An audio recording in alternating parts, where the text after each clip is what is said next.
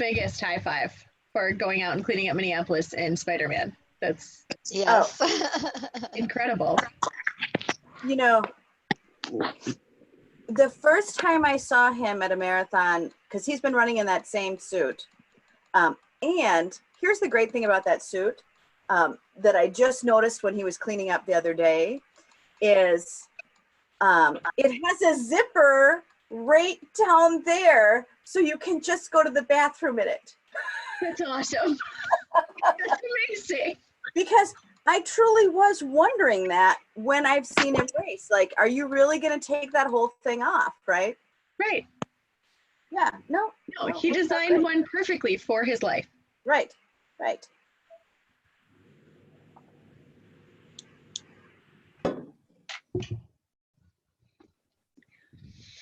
I am sending myself a bunch of notes here. That's why I'm looking down. And we have, wow, we've got some double downing here. Oh, and there we go. There we go. Hello, everyone. Hello, everyone. Hi, good morning. Hello, everyone. Hey, Alice, how are you? Hi, I'm back. Good. We're glad you, yay! I'm glad we get to have you. And Janine, look at you, double score here. Talk about needing a little understanding about time. I really thought I could go for a quick run and get back in time. Right. Right. Oh, are you trying to get home right now? Yeah. Oh, that's so funny. That's so funny. Okay, well, it's 9 o'clock, so I'm going to let us kind of start getting started with introductions and so forth. And then I'll start to share my screen. So, wow, lots going on. So, Batoon, let's start with you, since you were the last person I actually physically saw. Well, my name is Batoon Ali. Hi, Nikki. Hi, everyone. It's a crazy time right now, but right. You know, as long as we're healthy and living and alive and eating, things are good. They could be better, but life is good. Right. So Batoon almost was like punch my face when we were both at ground zero the next morning. And anyway, so she's like, who is talking to me? And here comes her friend. So that is your target. That is your hood right there on fire. That was my every week. I will be there at least 2 to 3 times a week. Cup food is where I shop every other day or once a week or twice a week. That laundry mat next to Planet Fitness, that's where I used to go every other week to do my laundry. Target is where I shop. That was my space. That was my home. And I was so devastated and shocked. And all the memory from the Civil War in my country, all of a sudden it's like flashback. And I was like, my heart was beating. I was in panicking. I was so terrified. And then here comes white car honking at me. I'm like, what the heck? What is this? And then I was in the Buick. It was just terrible. And I was driving along the way and this Lake Street at every store that I'm familiar with, or I took my kids, once a week to have lunch. Everything was destroyed, Yeah. And this is not, it brings memories of the Civil War and fleeing and starving and being in a refugee camp. And I don't want to go back to that. I didn't want to go back to that. But I was like, wow, this is not, I don't want to say, it was horrible. And yeah. Well, we are, Janet's here. Oh, good. And Ashley. And Ashley, yes. So anyway, Batoon, I'm since you were the last person I saw, I thought we'd start with you. What are the time savings? You are on time stuff all the time. You're always trying to make more time. What are you hoping to get out of today? there's a lot of things going on in life, and I just wanted to see if there's a way for me. School is over, thank God. It's been a crazy, crazy, crazy time of homeschooling. I don't know how to school myself. I'm not a teacher, so it was really, interesting seeing the kids do online and home in homeschooling, and that's over, thank God. And it's summertime, so trying to go back to regular life and making a plan. So I'm trying to see how I can leverage my time and make more time for the business, the nonprofit, and focus on that one. That's what I'm love trying it. to do. Yeah. Yeah. All right, Alice, give us yours. How are you?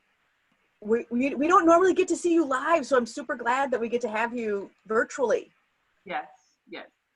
So give us your. Well, you know, I'm from there, so I'm very familiar with Chicago and 38th and all those areas that Fatima just mentioned, how things are just destroyed there. My family who's still there, they have been involved in the cleanup and helping with grocery giveaway and so forth. So they have been involved in volunteering to try and repair or show love to people who have been so disenfranchised even more because of destructions and so forth. So that I've been keeping up with that from that perspective. Myself, I'm doing okay. I have to admit that the other day, my oldest granddaughter mentioned to me that I have a 14-year-old grandson. I have 3 grandkids, 2 granddaughters and a grandson. And he's 14. He's a very tall kid. So she had said, so we're just having a conversation. And she said he likes to just go for walks by himself. He's a straight A student. He's taking college credits already. And my instinct, without me recognizing, said, oh no, he can't do that. Right.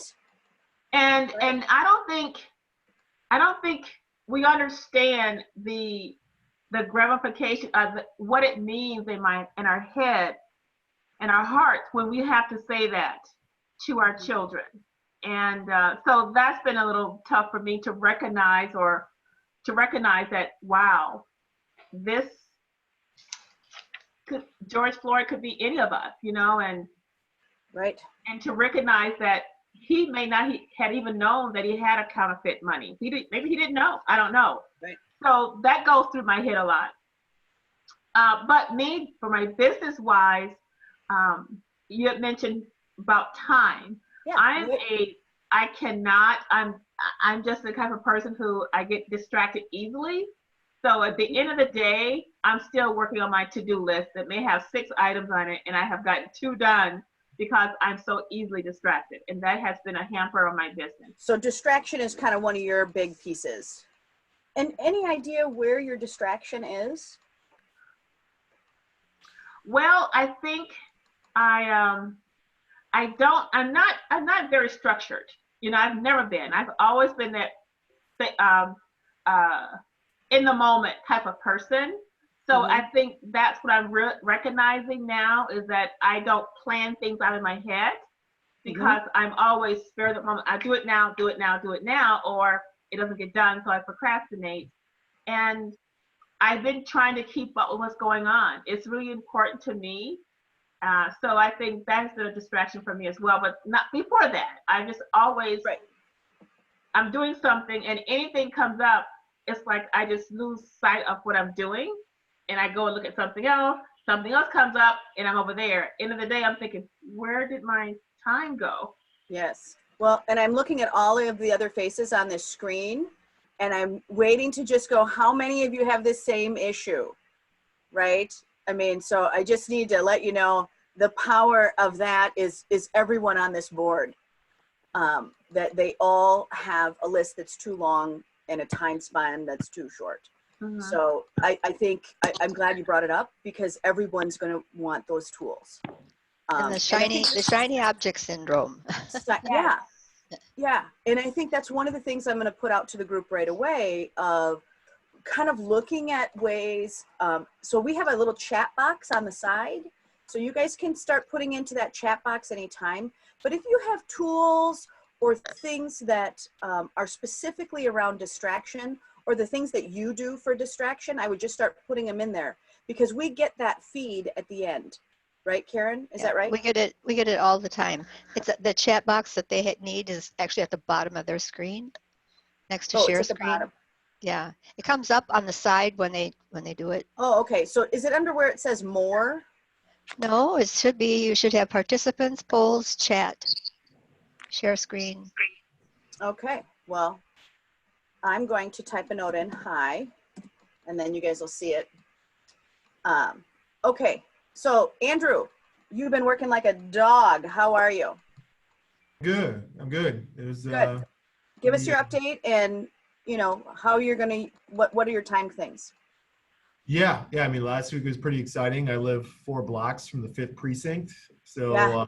Your neighborhood's on fire. Friday was interesting. I actually left town for Saturday night, which, you know, good to see that was a little calmer. But the thing that impressed me the most was, like, first off, I just want to touch on this and we'll get to business stuff, was just like, you know, the amount of people that came out on Saturday to help clean up everything was really impressive. So, I mean, when you think of Minneapolis, that's what I think of, is like, you know, something bad happens, there's tons of people. I mean, there must have been a few thousand people out with brooms and garbage cans and whatnot. So that was good to see. Yeah, that is your neighborhood. I mean, you live right there. Yeah, we had dumpster fires on my block on it, which was kind of scary. Of course, I didn't see that till I saw it on Channel 4 News. All of a sudden, I'm like, oh, okay, let's make sure nothing comes further down the block. But just thankful that nothing happened to the building that I live in. But when it comes to time, just kind of piggybacking off what Alice just said, I was kind of one of those people. It's like I get done with the end of the day, and I just feel like I didn't get anything. I felt like I was busy, but I didn't get anything done. So I started keeping kind of like my own journal on it. And some people I know use planners. So every day I write in, like, okay, what are the top 5 things I want to get done? And let's just really make sure I get those things done through the day. And then, you know, then other things will pop up as they come. So it's just a way to kind of remind myself on it. It's like, okay, here's these things I need to get done, accomplish, and then move on to the next thing. If there's items I don't get done that day, then I just make sure I include it on the next day. And that just really helps with when it kind of get rid of that feeling where it's like, you know, because for me, I don't know about you guys, for me about 3:30, 4 o'clock, my brain just becomes mush. Seems like a lot of stuff's happened in the daytime, and it's, you know, my head just gets full and I'm just like, ugh. But then I like go back to it. I'm like, okay, I did get this done. I did make these calls. You know, I did get this, you know, for me, website done, get these reports done, whatever, proposals. And so I look back and it's like, oh, okay, I did do something. So it's kind of that reminder, because you probably do a lot of little things where it's like, okay, I got this email off, or I did this call. And then you get focused on something else where it's like, again, you don't want to have that feeling where it's like, I didn't get anything done or accomplished, but it's like, oh yeah, I did. And then for me as well, I'm very goal driven. So on the bottom of it, I write down what my goals are, and just to kind of keep reminding, it's like, why am I doing this? Again, kind of that purpose is like, okay, you know, and I just actually wrote down today, I'm like, I think I need to get more short-term goals, like something I want to get done in the next few months. You know, a lot of my other goals are like kind of bigger long-term. You know, I want to keep kind of my eye on the prize, but those are something I probably want to accomplish for maybe 1 year to 3 years. And so, you know, I think I need something a little bit more, like I said, achievable, where it's like, okay, I know I'm taking a chunk today to get to where I need to go. But that's what helps keep me focused. And, you know, when it comes to time, I'm learning now I have to schedule everything. Just put everything in my calendar, even if it's phone call time, email time, preparation time, proposal time, just put it in my calendar. Just get it out of here, put it somewhere else, and then just get it done. That tip that I put into the side also of reviewing, because we're going to talk about time study today, but by reviewing what you did get done, I think is super helpful to just kind of review, well, what did I get done? Because that's actually an indicator of what's important to you topically, right? Because you may be responding to people, you may be doing some other things. Yeah, and it's just good for mental health too, where it's like, because then you're not leaving the day like kind of frustrated, like, oh, but, you know, and where you look back, it's like, oh, okay, I did come in and was effective. But then also it kind of works the other ways on some of those days where it's like, oh man, I really didn't get a lot done. You know, I need to Right. really focus in tomorrow. And it's like, okay, come in with kind of a more daily attack. So that's Right. kind of two reasons why I like it. Right. Okay. Let's go into Nancy. Are you in here? I am. Yay. Okay. Give us your update and what you're hoping for time. Okay. Well, I'm a little out of body, I think. I live close to the epicenter there. That's my neighborhood, that Cub, that Target, that Gandhi Right. Mahal, all of that. So I lost pretty much last week. I couldn't focus. After I went down to the George Floyd site, I came, you know, the next day it was awful and all of that. And the next day I sat down at my desk and I couldn't get anything done. And I was staring at things and I sort of made a list. And the whole week it just felt like I couldn't get much done. And I look at what I did accomplish and it was like 10 minutes worth of work. And, you know, and then the weekend's been kind of intense with helicopters and sirens and, you know, all of the trying to protect our neighborhood, and coming out with all of the people and being up all night. And, you know, the community was amazing and sweeping up glass and helping out, doing all the things. And I still feel like I'm kind of discombobulated. But in days where we're not kind of in a urban war or whatever, I tend to be kind of ADD, and I do much better when I sit down with a list at night and I make my list of what I want to accomplish the next day. And then checking things off and reviewing the list. Like, I forgot your name, but anyway, this gentleman had said. Oh, Andrew. Yep. Andrew, yeah. And that, you know, it just helps to check things off. It makes me feel like I accomplished something because I did. And whether it's little stuff or bigger things, that helps me a lot. I need a list. And what else do I do for managing time? I'm kind of all over the place. Some days I'm very efficient and I get tons of stuff done. And I find out the busier I am, the more efficient I am with all of the That things. is correct. And so if I just kind of like, well, I don't have any appointments today, and, you know, I mean, I just get kind of lost and wander into the kitchen and get something and then clean something up and then, oh, that thing in the living room, oh, I have to go pay that bill. And I'm just like, if I don't have a list and I'm not busy, I'm wandering aimlessly. So, Right. I do want to acknowledge the trauma that a lot of people in here are in, and you know that we are in the middle of a revolution. So I mean, it is hard to kind of come back here and go, oh, hey, by the way, let's talk about time management, and we are in the middle of a revolution. So right. you know, I do want to acknowledge that, because it's a big deal. It's a big Right. deal, and I you mean, guys know that I'm in the middle of that revolution every day. Very much so. So I thank you for paying attention. But Nancy, I'm going to send you some love because you have some special feelers that feel extra too, because she's an empath. So as a healer, I'm sure this is really negatively impacting your ability to function. It's all of us, but again, I just want to give you some kudos there. Michelle, give me your time. You love time. You love management. You love to pay attention to little things and lists and so forth. Yeah, it isn't that I don't struggle with it because I really do.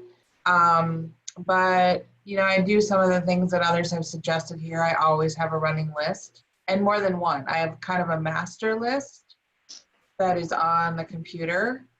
And then pretty much when I end my day, and then again in the morning, I have a written one that is more top priority, things that might have popped up. I keep that list running so that if something comes into my head, like, oh, I need to do that, I add it to the list so that I can let it go and not worry that I'm going to forget about it later. And that definitely helps. But I'm also, you know, feeling some of the things others are talking about here. Really, I would say since Corona hit in particular, that I've had a lot more moments where I really just need to just sort of be. Yeah. I can't. And in some respects, I think I'm very blessed in that a lot of my clients are kind of in the same space. They're feeling the same way, so they are on a slower pace as well. So my business hasn't been impacted other than the pace feels, you know, slower, a bit more manageable, but still plenty to do. Sometimes difficult to manage that I'm not always going to end up in a bottleneck and it's going to implode a bit.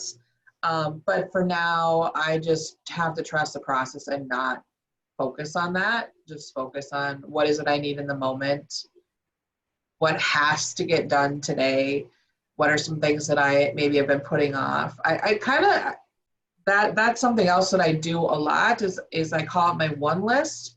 So when I'm feeling really overwhelmed, what's one thing I've been putting off? What's one thing that will make me money? What's one thing that will make me feel good and bring me joy?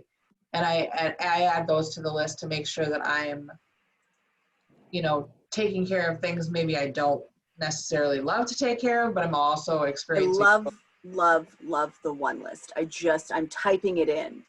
So Yeah. So you just say, what's the one thing I can do? So give me an example. Like it might be, what's the one thing that will bring me money? And maybe it's sending out invoices that should be going out anyway. Or maybe it's reconnecting with somebody that maybe had a project that they wanted help with. What's one thing that brings me joy? It might be a project that I'm really excited about and working on that specifically, even if it's not a pressing deadline, or something of my own with my passion project or my business that I really want to do that I have not been giving attention to, but because other things have been more important.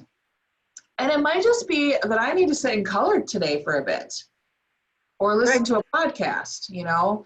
What's one thing I've been putting off? It kind of helps clear that kind of nag sensation, which might just be it's really generally just a project related and a task in that project that I don't really enjoy. But it needs to be done. It's just part of the process.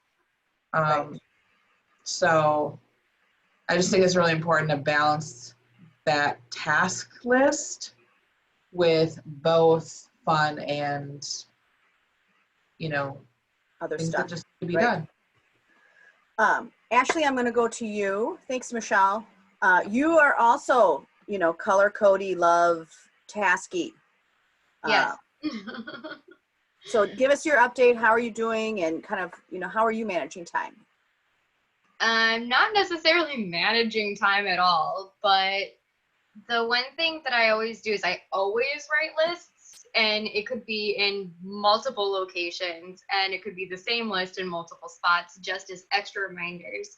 So I've got my hand planner that tells me, you know, hey, here's like my month in a review, right? Like this is what I'm planning for this month.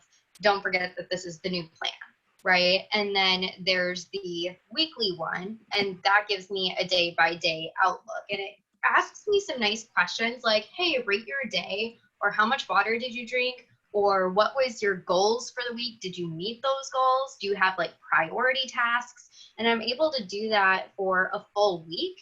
And one of the people that I'm working with sometimes I'll sit down and I'll just write down things that she gave me as a list because I told her to give me a list. But the biggest thing that I do is I actually have a whiteboard right next to my computer. Oh, and on that whiteboard, I wipe it down once I've finished a task. And if I haven't finished it, it stays on the whiteboard until I either A, finish it, or B, I have a weekend come up where I have to make sure that I have all of my character information up there so that I have those taken care of. And then I come back and I rewrite the list. So I do that all the time. I like writing things. I like checking them off. I like wiping them off. So that's one thing that I find really helpful for myself. But the biggest thing that I've been trying to tell myself, especially right now, is like, hey, you are on social media too much. You're hanging out and I flipped from 3 different social media sites on my phone, and each one of them was the same stuff that I was seeing over and over. Not that it's not important, but it's overwhelming and there isn't a break, and I needed a mental break. And so I painted. So I stop and I do something that allows me to kind of, paint and color, and it has way more details than I ever planned for it, but also it reminds me, hey, you're going to be doing a Rapunzel painting party and you're trying to sell tickets, and this is what's going to bring you money. And you need to make sure that you have, those supplies put together. You still need to, market it and move forward and get people to remember that there's still something for the kids who might need an escape as well, right? So I painted Loving it. your new product line. Much Really better than I thought.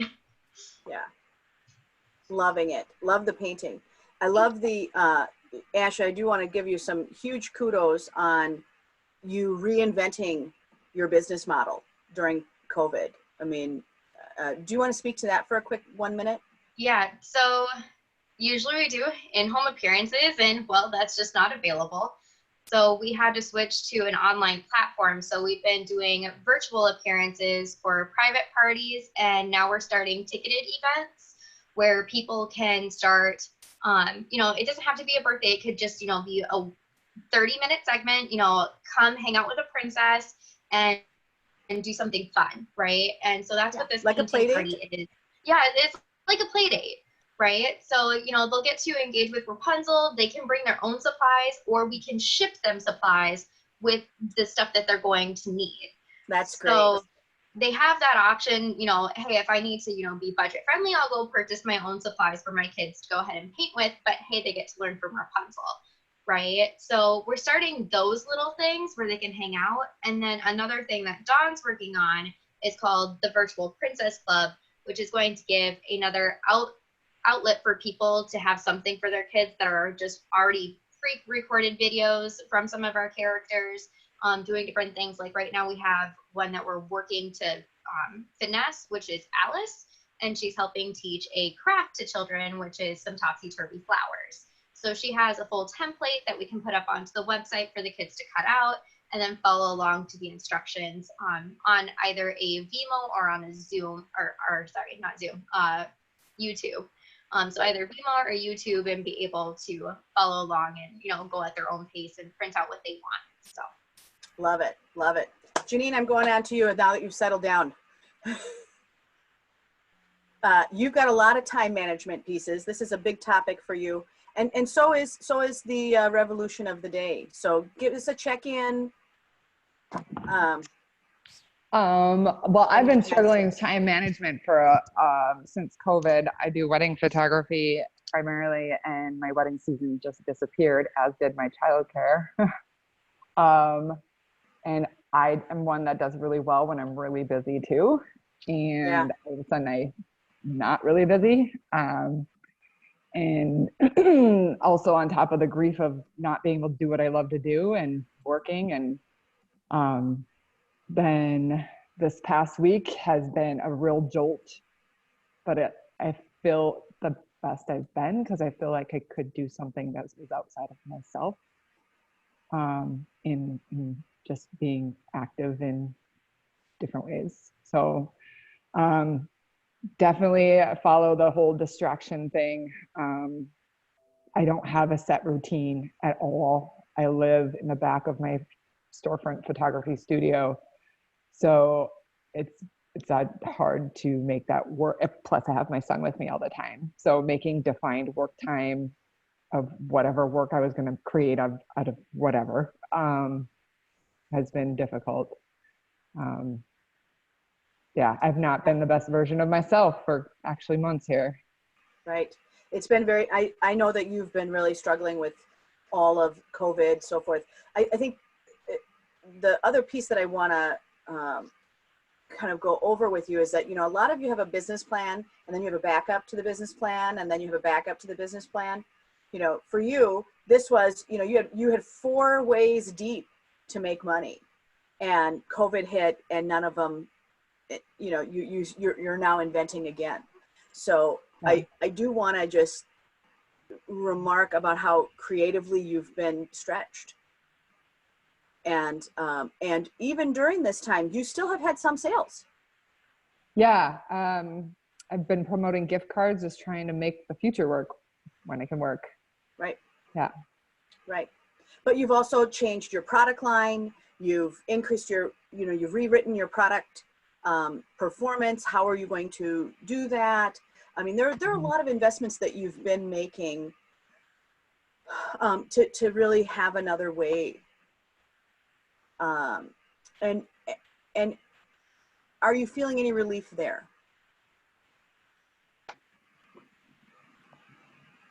Mm. Well, the silence tells me much. I am having a hard time adjusting to the new normal because I want the feeling to be the same as the flow I experienced. Because you get in that flow, and that's the thing that fills you up. Yeah. And I haven't felt that in a really long time. So, I don't know. I don't know. That's a great answer. I mean, that's still the right answer. All right. So your tip for everyone is what? Give yourself some grace. Yeah, I think that's the right answer. Okay, Donna, I'm going to go on to you. Okay, hello. Here's Yeah, your- I just processing like everybody. Definitely, it's been a very hard week. I'm in North Minneapolis. It's been a couple things that didn't quite make the news up here. Our neighborhood association has put out the word that they've received intelligence that the Ku Klux Klan is trying to form a base in either Falwell neighborhood, which is my neighborhood, or Farview neighborhood, which is a kitty corner neighborhood. And this is real. It feels like such a conspiracy theory, or I just really like the way Governor Walz said, you know, we don't want to, it's, you know, the problems, what sparked this problem is Minnesota, is a Minnesota problem. But then there's just nefarious people coming in wanting to, you know, accelerate it, as I hope we all know.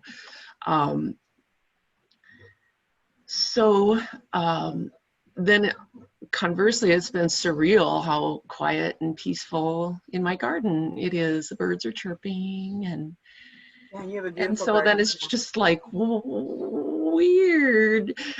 But we've stayed home. You know, we're in the COVID-19 risk group, and we're not messing with that.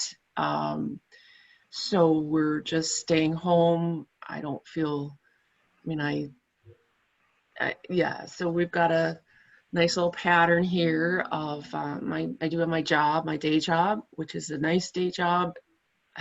You know, used to not love it as much as I do now, but I do. And my boss has been really, they've just put the word out, like, if you need time, you take time. And as if there wasn't enough going on Monday, there was a bat in my dishwasher. A bat? In my dishwasher.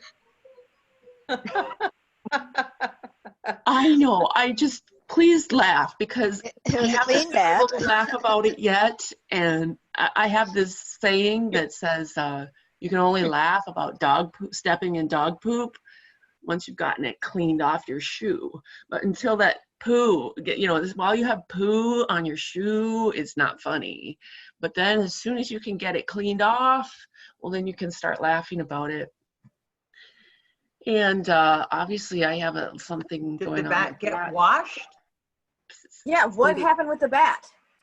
Did the My bat theory do the is- wash cycle? I think it did, because it was traumatized, or it was Oh, it was alive. Oh yes, this is a live that we're talking about. Wow. Well, that's weird. It was too much. It was too much. Did you set it free? We can't kill set it, it free? so we had Yeah, to. so you set it free. Yeah. We got it out. Yeah, that's the right answer. It was really clean. Donna, that's so weird. It's like global pandemic, local revolution that's now national, and then like personal space fear. Like, that was too much. So the bat sent you over the edge. Oh, wait. Yeah.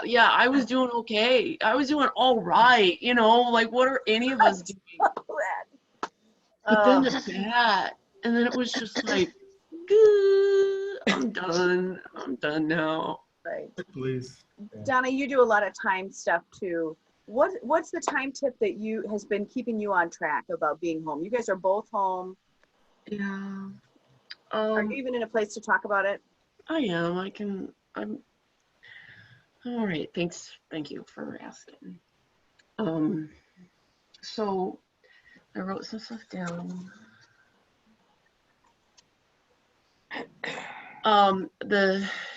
What Andrew was saying about the top 5, I figured out, I love to make this huge list and put check boxes next to it so I can put the check in it. And but then I just get carried away in this huge long list, and then I go into overwhelm. So I do the Post-it note, and basically you can only write about 5 things on a Post-it note. It's like, what am I really gonna get done today? So that is that short list, and that helps a lot. I struggle with the time stuff in my day job, in my studio. The only place I don't struggle with it is in the garden, because that's where I'm spending all my time. I loved what you said, Mickey, what did get done today, because this is what is topically important to me. And I had a Post-it note at my desk. It said, what priority is this action serving? Right. And that's that same concept of like, okay, so I'm doing this. It's obviously something that's important to me because I'm doing it. And at the end of the day, that's, I guess, what I wanted to do. And so I'm definitely, I like cut myself slack. I liked what Janine said about, give yourself some grace. I like that way of saying it. It's like I got a lot of grace time going on right now. Just, if I get anything done, I get gold stars. Right now, yeah. Okay, thank you very much. Danny, give us your update. You've got a lot going on. Job change, kids, all of it. So 2 weeks ago was the end of school, and it was very challenging to keep her, children on task when the school year is ending, and she doesn't want to learn anymore because online.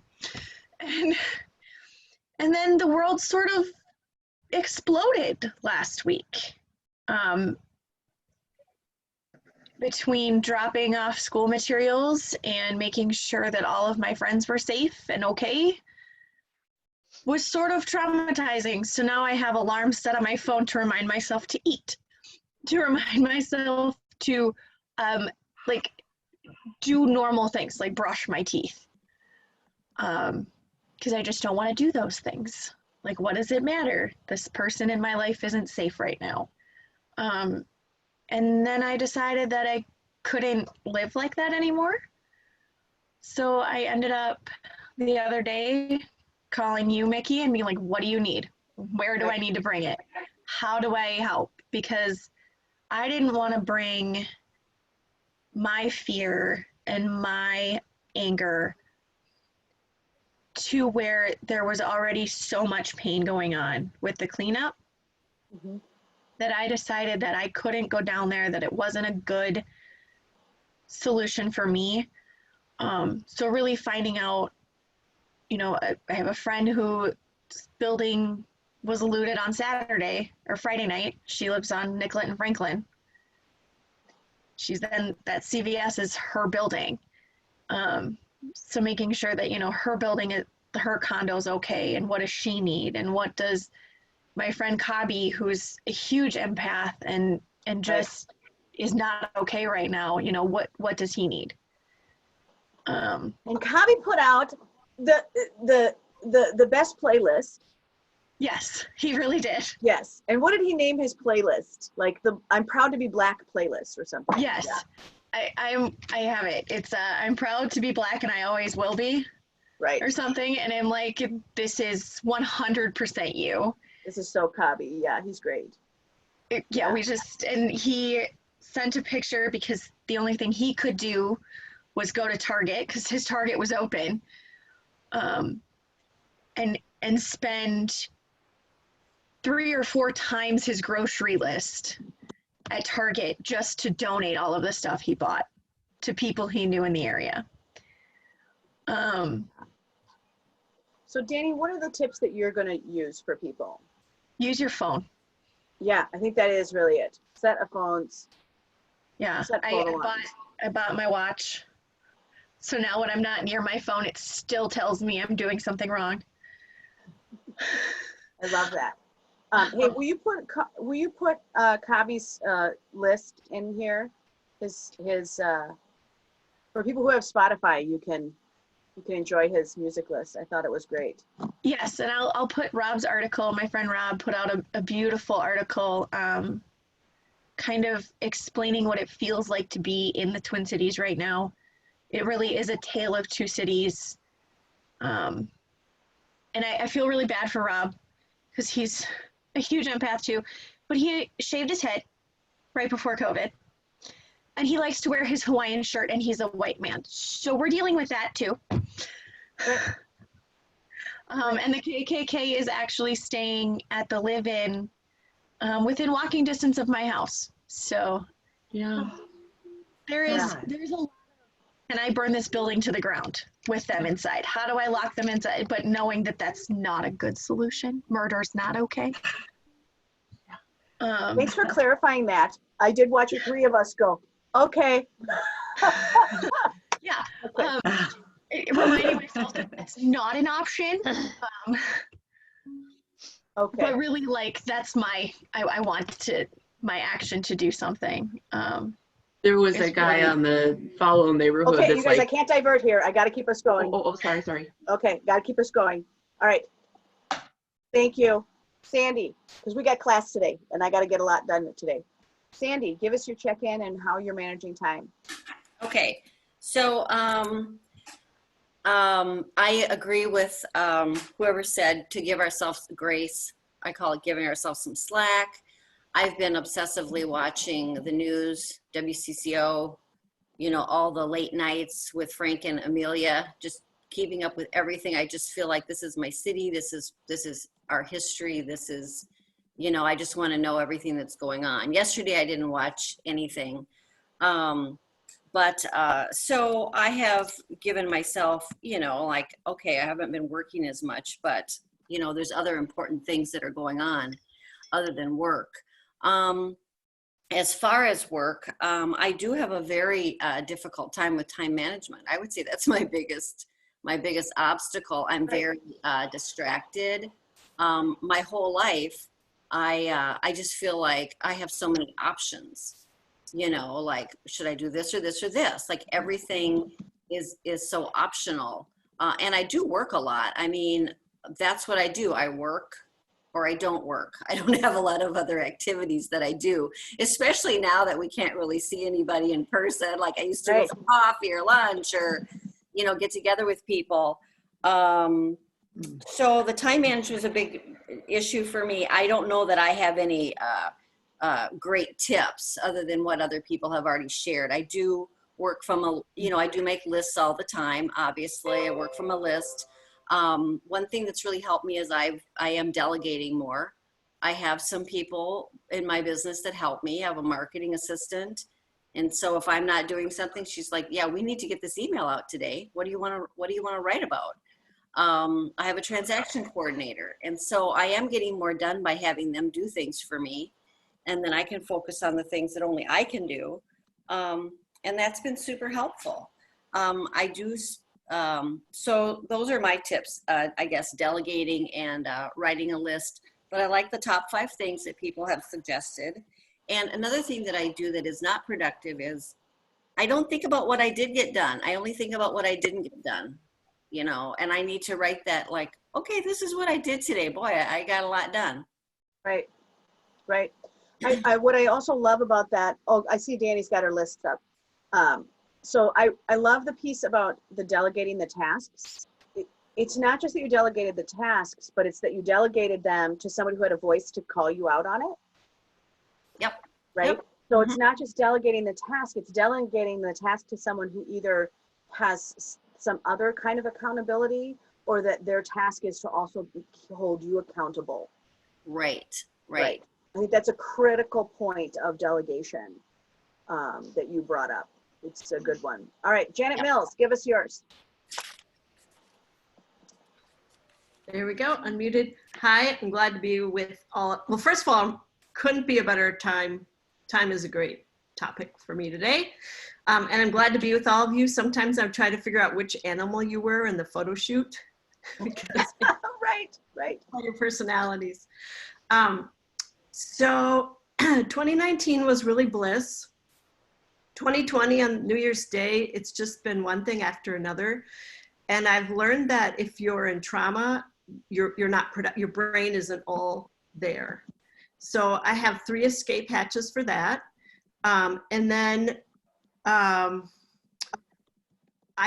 want to have a more structured schedule. And so I'm looking forward to today. I wrote down a lot of your ideas.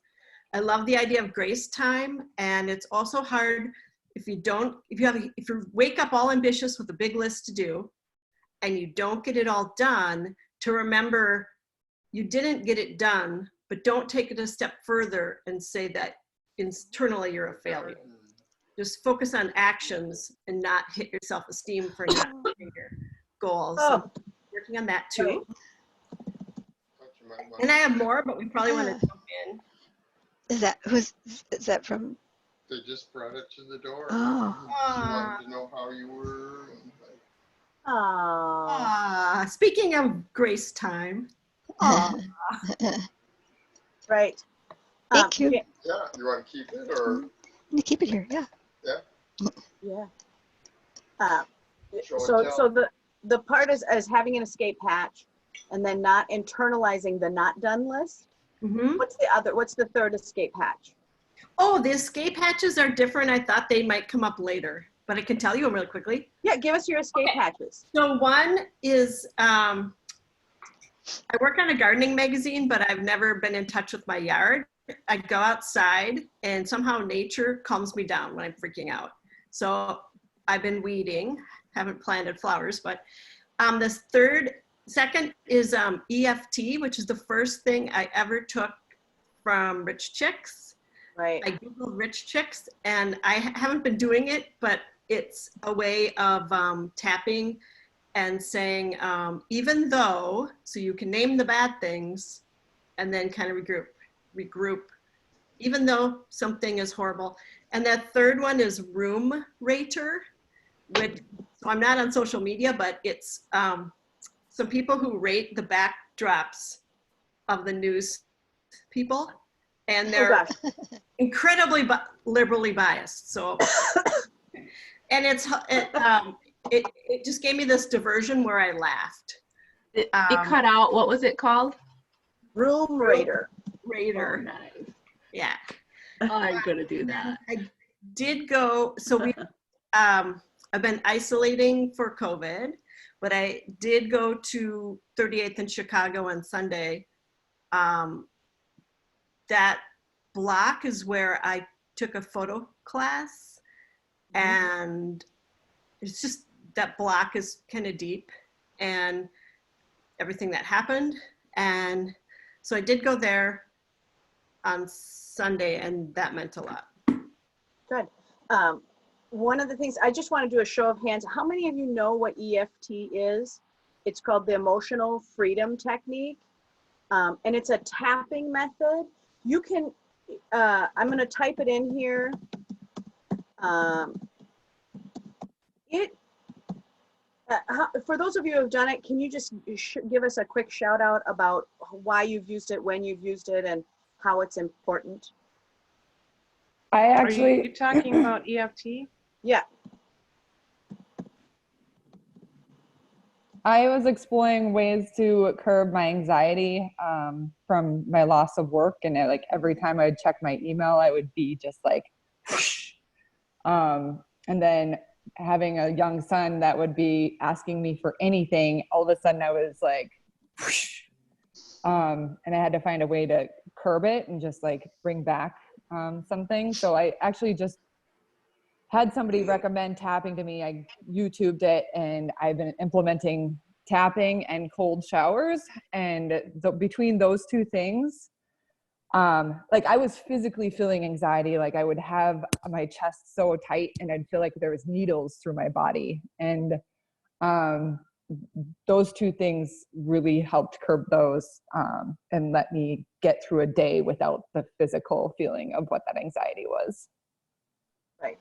And it's a great tool. So for those of you who walk away with nothing else today, that emotional freedom technique is really, really helpful. All right, Dawn, let's go to you. I just wanted to say I forgot about it, but I really appreciate the reminder. Yeah, Dawn, you've done Using this. it every day. I use it every day, and I teach it. So that's how I got through the weekend. You know, these sirens, this helicopter, you know, I mean, just kept releasing, and it really helped, I think. Yeah. Anyway. Good, I love it. Dawn, give us your update and your time management pieces. For update, when I had the COVID, I was out sick for a month, and I was feeling really vulnerable. And so Ashley and I have been working on going for walks every day. We walk between 3 and 5 miles. And so that's helped me to just not think about, you know, I mean, we literally talk about work the whole time, but I quit my other job. So that's a fine time to do that. It's actually very helpful. Was that great timing? Yeah. Yeah, and was it ever? Because that was the neighborhood where my building is. And so I was feeling really vulnerable. And one of the things that I did was I spent time just acknowledging and releasing all of the anger and resentments that I had towards the people that were affecting me emotionally for the last couple of years. And so I haven't been focusing on any of that. I've been letting it go. Each time that it creeps up in my mind, I remind myself I want to be at a higher place.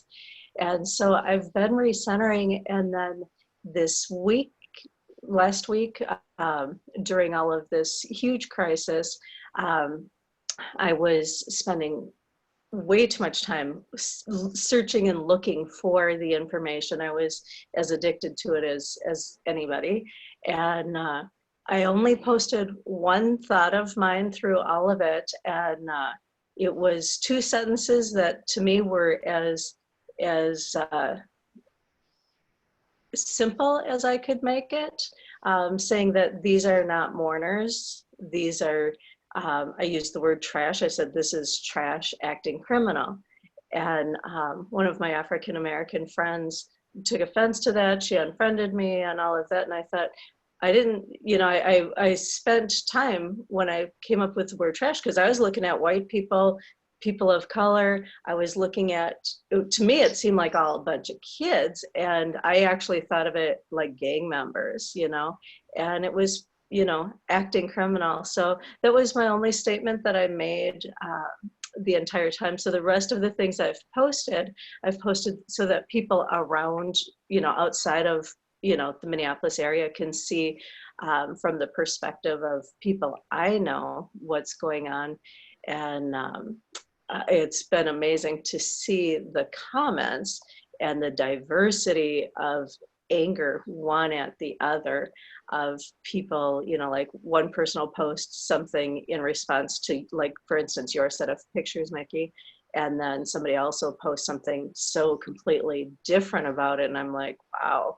So I don't say anything, I just put a little bit out there, and then I found I just wanted to be done, and fear really drives fear. So I started to just pull away from it. And so yesterday I did my art project, and I've been working on it for a while. It wasn't just yesterday, but that's a couple of people mentioned the garden. So I do container gardening, and so just a lot of flowers, made things look really pretty, and just kind of got myself a little bit of a sunburn and just kind of enjoyed it. Well, I think that's a really great tip, Dawn, on really, you know, staying focused. And you've been working on this all year. I mean, through your writing, through everything that's going on, right? Of being focused on your own trauma relief, right? Of releasing some of these emotions that aren't getting there, and releasing a lot of these things will allow you to grow and will allow you to focus. And then I don't remember if it was Janet or somebody else that went, hey, when my mind isn't working, I can't focus on this stuff, right? So understanding what is the diversion that's there.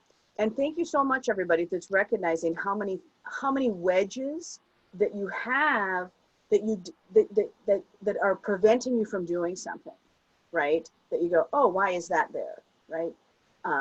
So I love that you're paying attention to the wedges, whether they're because of the situation that's happening now or whatever it is, that we all have a wedge that we can release. And so I do love that piece, Dawn. That's a really great tip. Marge, give us yours.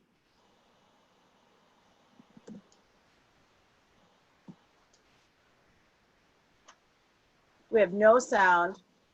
Can you hear me? Yeah. Okay. Just that this is a good time with this group to have hear all these different conversations. I closed on that house, the hoarder house in Minneapolis. So I'm a realtor like Sandy, and we closed on the hoarder house, cleared this house out for 9 months and fixed it up and revitalized it. And we closed Thursday, and it's only 6 blocks from the 3rd precinct.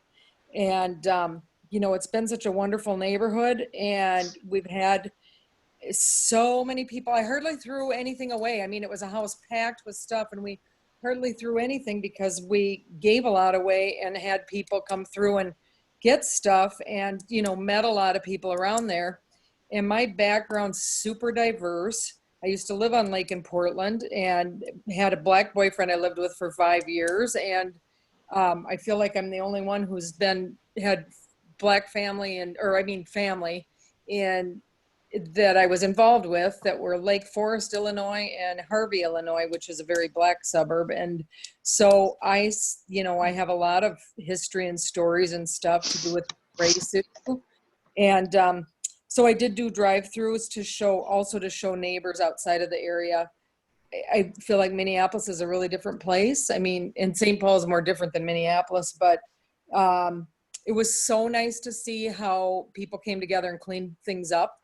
I do know that Antifa is hiring rioters and paying people to stir the pot. It's very scary, and I'm one who thinks this whole thing is blowing up on purpose. I look at buildings. How are you? Not all of the thing. How are you? I'm very distracted. I'm trying to get just my face. Thank you. My face was the only thing on there.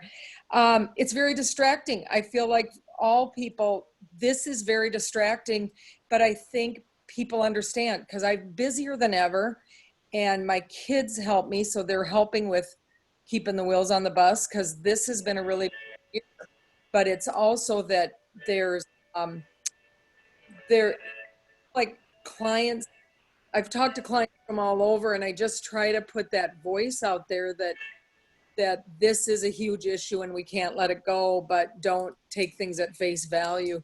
I think that there's so many good people in the world over the evil, but it's super distracting. And I'm an ADD kind of person anyway, but I know that I'm doing too much on social media, trying not to be on social media. And then I'll have days where I get a lot done and then other days I'm just getting nothing done. But I thought I had written down when you were talking about something, I thought I had a good hint. I would do that 25-minute tomato thing, where you set a timer for 25 minutes. The 25-minute tomato. It's really helpful. Hugely helpful for me because then I'll just go at that.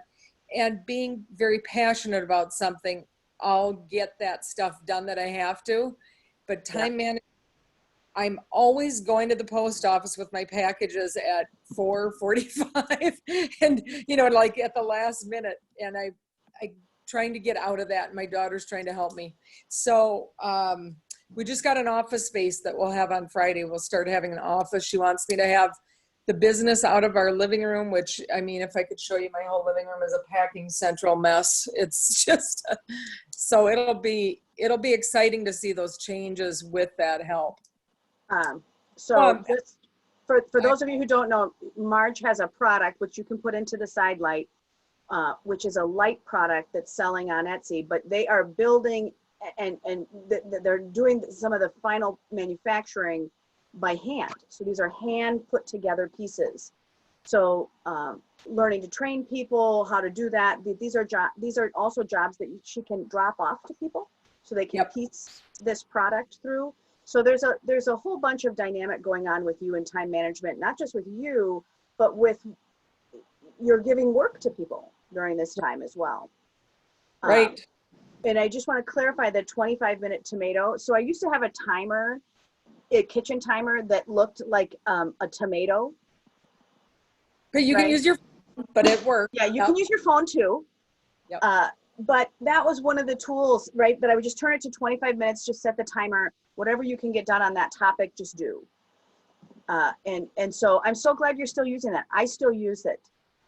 On and off. I'm 58. I have not been able to stick with a system ever. I keep trying, but it's a time management system. So I suppose you want to dive in now and give us some ideas on how to do this better or right. what. But I mean, that's right. I mean, but that's one of the pieces I just wanted to kind of throw out from that, because not everybody knows what a 25-minute tomato is. All right, thanks. Trish, let's go on to you and then to Karen. Give us your check-in and what is your time management? Say again? I have zero time management skills. Absolutely zero lately.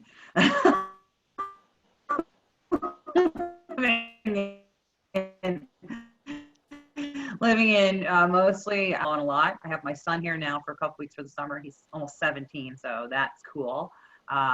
Not working. I'm an entertainer, an artist, voice actor, performer. So not much going on there. I am a mental health advocate and just kind of spending a lot of time focusing on that right now. It's been a bad week. I've been struggling with my white privilege in a big way. I'm just disgusted with so much and have definitely been glued to the TV a lot of the time, although I did take a break from it last night. But I've been glued to what's been going on because I felt this would be happening right after the 2016 elections. I figured, well, before the end of this administration, there'll be nationwide rioting and curfews and everything else, martial law not far behind. So I'm feeling rather cynical about things as that goes, but just trying to stay hopeful in my own space. But for time management tips, sometimes I think the best thing for me to do is I definitely make lists, and I have a journal, and I'll make lists the night before. But my problem is that I'll make a list and then not look at the list or just ignore the list. So Right. I find I feel like we could do a show of hands who make the list and yeah, then and then I don't look at never it. pay attention to the I don't list. open the book, or I leave it on a counter and I'm in the other part of the house for the rest of the day, or I leave it in my A purse. scrap and I of don't take it paper. out. Right. Yeah. So I find sometimes the best thing to do is to, if I put 5 things on a list, for me, that's too much. It's just too much to say I'll do 5 things. That doesn't mean I won't get 5 things done. But if I take a piece of paper this size, right, and put 3 things in big letters, you know, like a sentence each, you know, but let it take up a lot of space on the paper so that it looks like you're accomplishing a lot, but it's just 3 things. It's just 3. And, you know, most of us can do 3 things, right? If you keep it reasonable. So I just try to keep it reasonable, and that way when you're done with that thing, you know, you can cross it out with a great big different colored marker, and it really feels like, yes, I did it. It's a big thing. It's not a little list. It's a bigger one. I love that. I Big love list, that. fewer things. All right, Karen, give us your update. Okay, my update. Let's see. Well, it's been an interesting time being in transitional care and then coming out to COVID-19. We really aren't going anywhere. So, you know, I have been thinking about a lot of things. I'm going to share my screen with you now.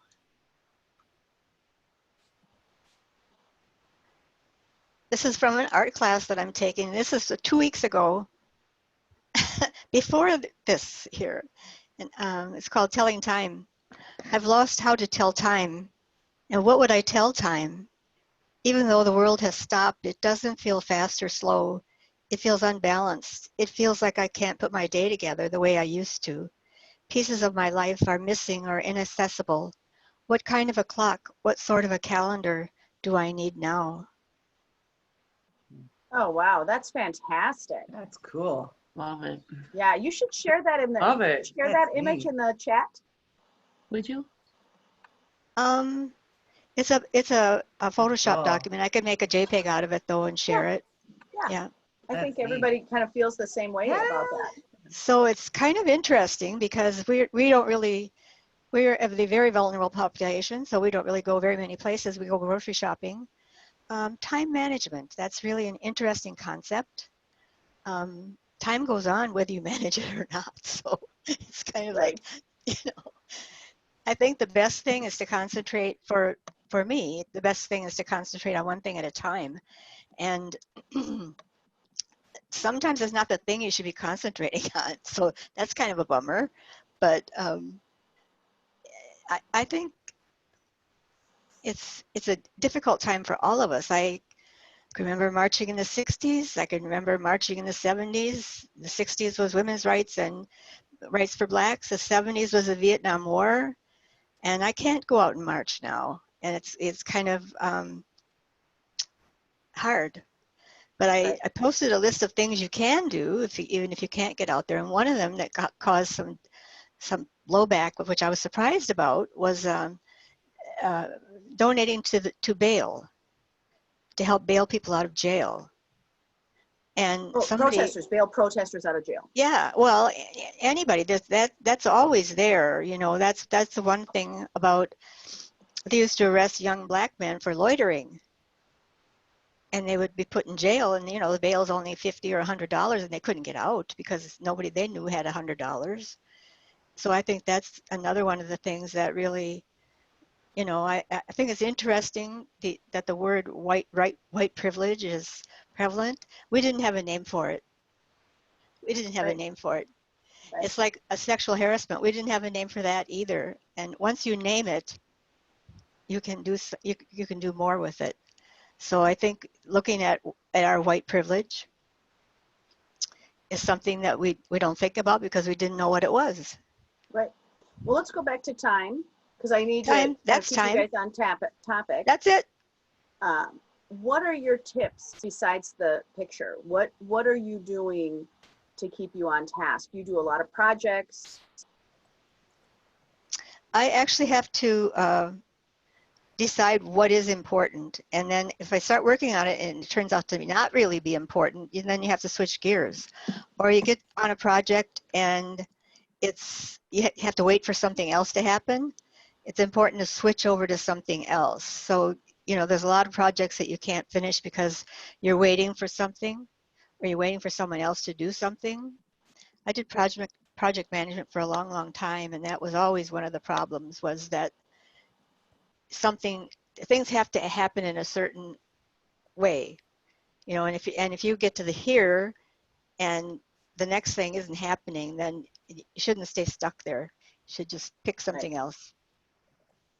I going back to, I don't remember who said it, but really what I think it was Michelle, of, right, what's the one thing that I have to get done, or what's holding me back? I love that from the project management perspective of going, what is the next thing, or what has to be done now?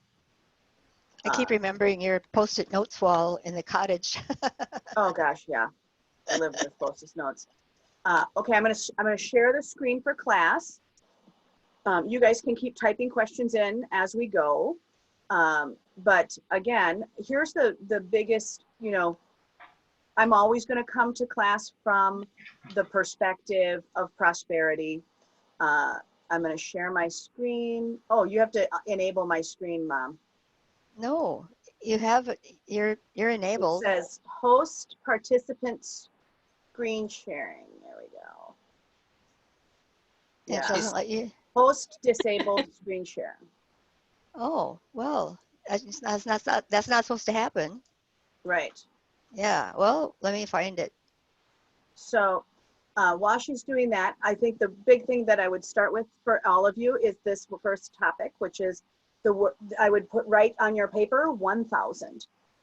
And that is really where we can start. Each one of us has the ability. We have 1,000 minutes in a day, and you are the banker. And so if we were going to, a lot of you write notes and do things like that, and that's where I would really start, is to really look at the fact that every day you are rich. Every day that you are alive, you are rich. You've got 1,000 minutes a day. So minutes, not hours, sorry. You've got 1,000 minutes every day. What you going to do with them? Right? Are you going to take 10 of those and go play in your garden? Are you going to take 10 of those and tell somebody that you love them? Are you, what are you going to do with those 1,000 minutes? And you are rich. And that's, I think, the place where people forget about time, is that you're loaded. You got lots of it. If you woke up today, you got 1,000 more. You wake up tomorrow, you got 1,000 more. So I need you to change your mind about how you feel about time. And wake up every morning and really look at the fact that you are the richest banker of all. And you get to invest that in the things that are of value to you. And that's why you're making lists, that why you're doing all these other things, is because you're trying to go, okay, well, what's important, what's important, what's important? And sometimes that's an internal question. Sometimes you're getting through trauma or other things that you're like, well, where am I? And that is where spiritual nature or emotional presence is really going to superpower a lot of you, is that the more emotionally present that you are, right? That you're accessible, right? Responsive, engaged, right? Emotional presence is those three things. If you're responsive, engaged, right? These make things easier. I need you to be that. I need to be emotionally present with those 1,000 minutes. And the minute, I'm not kidding you guys, it will turn.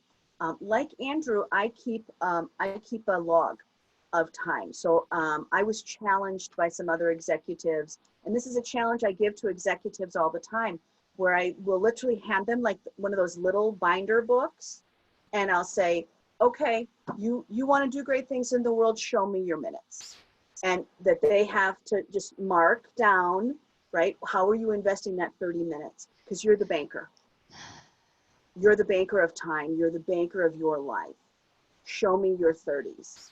And so then they just have to keep track of their time in 30-minute increments. And I make them do it for about 3 weeks. And what is very interesting is they wanted to fight me on stuff like that they would put down, like dinner. Like, I don't want to have dinner.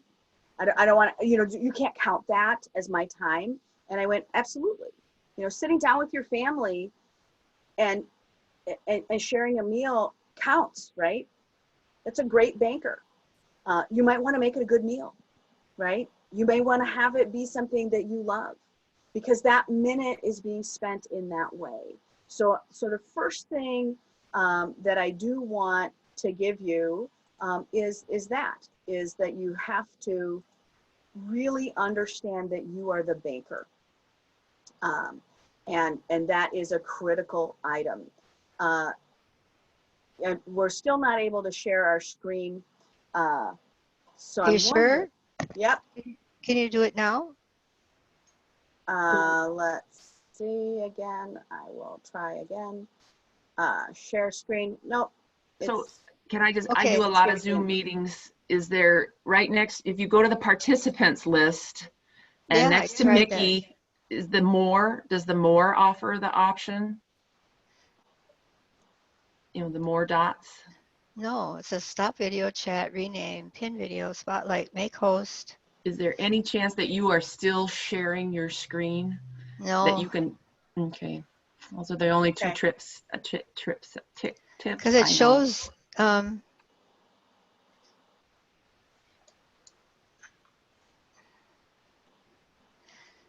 it's set so that everybody can share. Mickey, can you sign out and come back in? I can absolutely do that. So you guys can take a breath. Yeah, breathing is good. Okay. I will come out and come back in. And this is your chance to talk about me when I'm gone.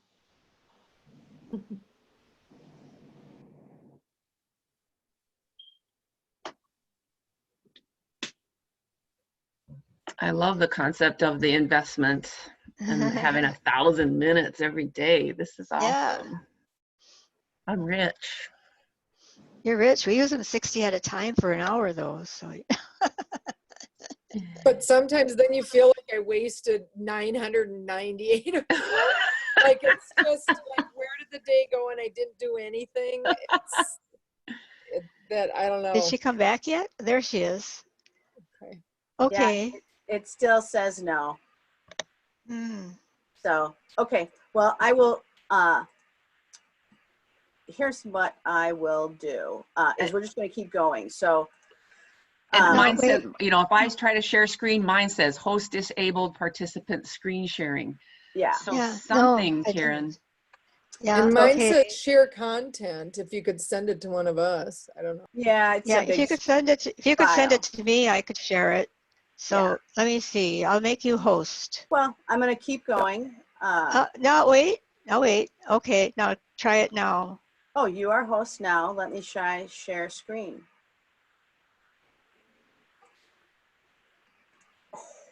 Yay. Do you guys see my screen? With things yes. that make you crazy? Okay. Yep. Let's let time hacking open. Okay. I see it. Yay! Okay. Now I'm going to make it so it's a little cuter. Okay. So the piece that we are really having for today is our goal is to have 3 additional hours.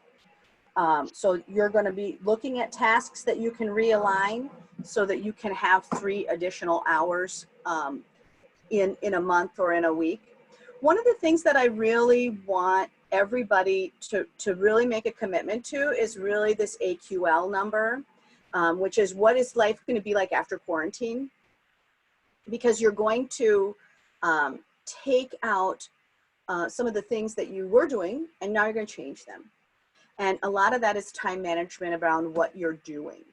The piece that we've already talked about is this 1,000 minutes in a day. That AQL for you, you really do have kind of life before quarantine and life after. And you have kind of before, middle, after. We're in the middle.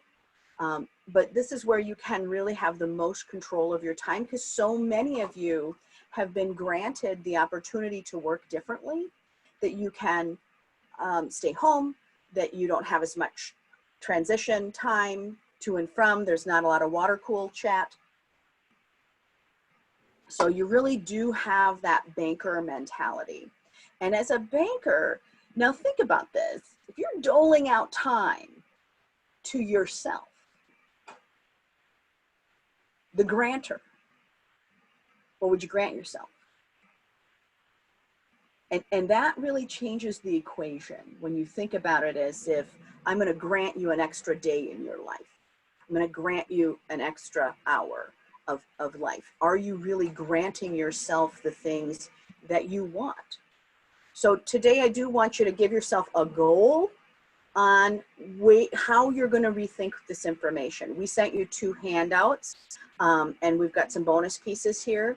But and the bonus piece I sent to Karen already today, which has some real specific ways that you can kind of put time together, and just tools that work for other people. But the goal here is that I want you to write down, what is it that you're trying to get out of, right? You're the banker. So you're going to be the one that says, hey, I want this much more time for this thing. If you want more time with your family, if you want more time on your business, if you want more time closing deals, if you want more time setting up those sales, you've got to grant those to yourself. So we've got to know the goal that you're achieving. And so for me, that would be, right, I work in sales, so I have to make sales. So the goal would be to be able to have somebody manage a portion of my sales line so that I can do more of the upfront work. So there's lots of ways that you can kind of do that.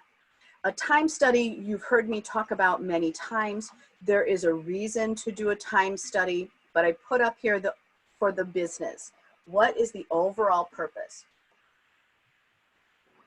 And this is where CEOs really push back on me, because they don't want to count things like dinner. They don't want to count things like they had to run at the gym or whatever. The purpose of a time study is really for the business. I'm going to give you 3 different purposes of what this is. But the purpose of a time study for a business is to really understand how things are being used, right? So when you look at that time study, it is also to help you find the hidden costs, or how time is being robbed from you or robbed from the business. I'm going to use Marge as an example, right, of how are things being put together, right? You had to learn how the process was working so you could figure out the hidden costs of production. For all of you, you have a production, right? I'll use Sandy as an example, right? The business benefits, there's a lot of hidden costs where time can be robbed in showing a house, right? And now you went to virtual. And boy, it feels different, doesn't it? Do you think that people will not want a virtual tour from now on? Right? So there are other ways that you can kind of put that in there. Ashley, you're going to be able to see 10 times the amount of customers that you could before, because there was a hidden cost of being delivered live. Yes, there was a benefit, but there was also a cost. So when you think about minutes in your business, I do want you to think about the other parts. Who, what, why, where, right? What is it that's attached to that minute? That for me to deliver this minute with you, right, there was a cost, right? I had to think of this class. I had to understand my position, right? And we also have this other really weird thing when we are looking at the business. A lot of people, they want to know how to play the game, right? How do you run a business? But all of you have learned that it's not how do you run a business, it's how you're in the game, right? There's a big difference between how to play the game of being a business owner is very different than how are you in the game. And I do need you to think about those two things very clearly. And let me say it again, right? How to play the game, right, of being a business owner is one thing, but it's a whole nother thing to say, how are you in the game? And that is where all the money is, right? We all know how to play basketball, right? We all know how that kind of works, right? There's people running around, they've got some goals here, they're kind of move it forward. And you can look at that from the outside as a coach, but it's a very different thing to be a player on the field, right? And you know that those players have their own things, right? How are they in the game? And they know that their time in the field really is important to how they are in the court versus off the court, right? How are you in your real life really is going to depend on how you're going to play in the game. So when you're looking at minutes and you're feeling stressed about your life and there's trauma and your kids are crazy and this and that and whatever, it's going to be very difficult to be a fantastic player when you're on the court. When we talk about trauma or just working through some of these emotional pieces or these wedges or blocks, the reason that you want that emotional release is because you're trying to bring your best self to the game. And that work is time consuming, but it's also heart-centered work. So it's not about how you are running your business, it's how you are playing in the game. And that's one of the pieces of time that I see you guys really looking at, of how am I, right? What are my thoughts? How am I going to interact with the world? And in your business piece, right, we're having a class today. I'm super glad you're there. I missed every single one of you. Some of you have texted in between time, but right, to be able to present at this moment, I had to start from the point of how am I in the game, right? How am I going to present this class? And what is the conversation that I'm going to bring that's new and different to time that's actually going to change your life, right? And that we have to change your life. And we have to change your life. And the reason I start with money is because money only has one purpose, right? It's going to buy you some choices. I'd like you to have a lot of choices. And so some of the conversations about like, how do you do that is really, you know, I would look at what your gross revenue was last year. And then, so whatever that number is, you're going to divide it by 2,080. That is a full-time position. And then that will really give you what your gross wage is for the business. So many times when I'm looking at executives who have many employees, they're like, well, but my wage is this. And I'm like, no, I would have taken the gross revenue of the business, not just that individual, and say, this is what that CEO is there to lead that dollar amount, right? So if that was a $225,000 that you made last year, right, you have a $108 an hour value. And this is where everyone screams at me and says, no, I don't make $225,000 yet, right? But many combined households are making that. So I just went through and what is the real answer for the average median income in Minnesota is $65,000. So that's about $31 an hour. So when you start to look at tasks or putting them out there or so forth, that you're going to want to think about what is the hourly valuation of your time. And then you're going to decide how that works, right? So in this, I did an example off of the 225,000. So 2012, I stopped ever booking my own appointments. So now I've got 8 years into this equation. So over 8 years, how much time did I not spend booking my own appointments?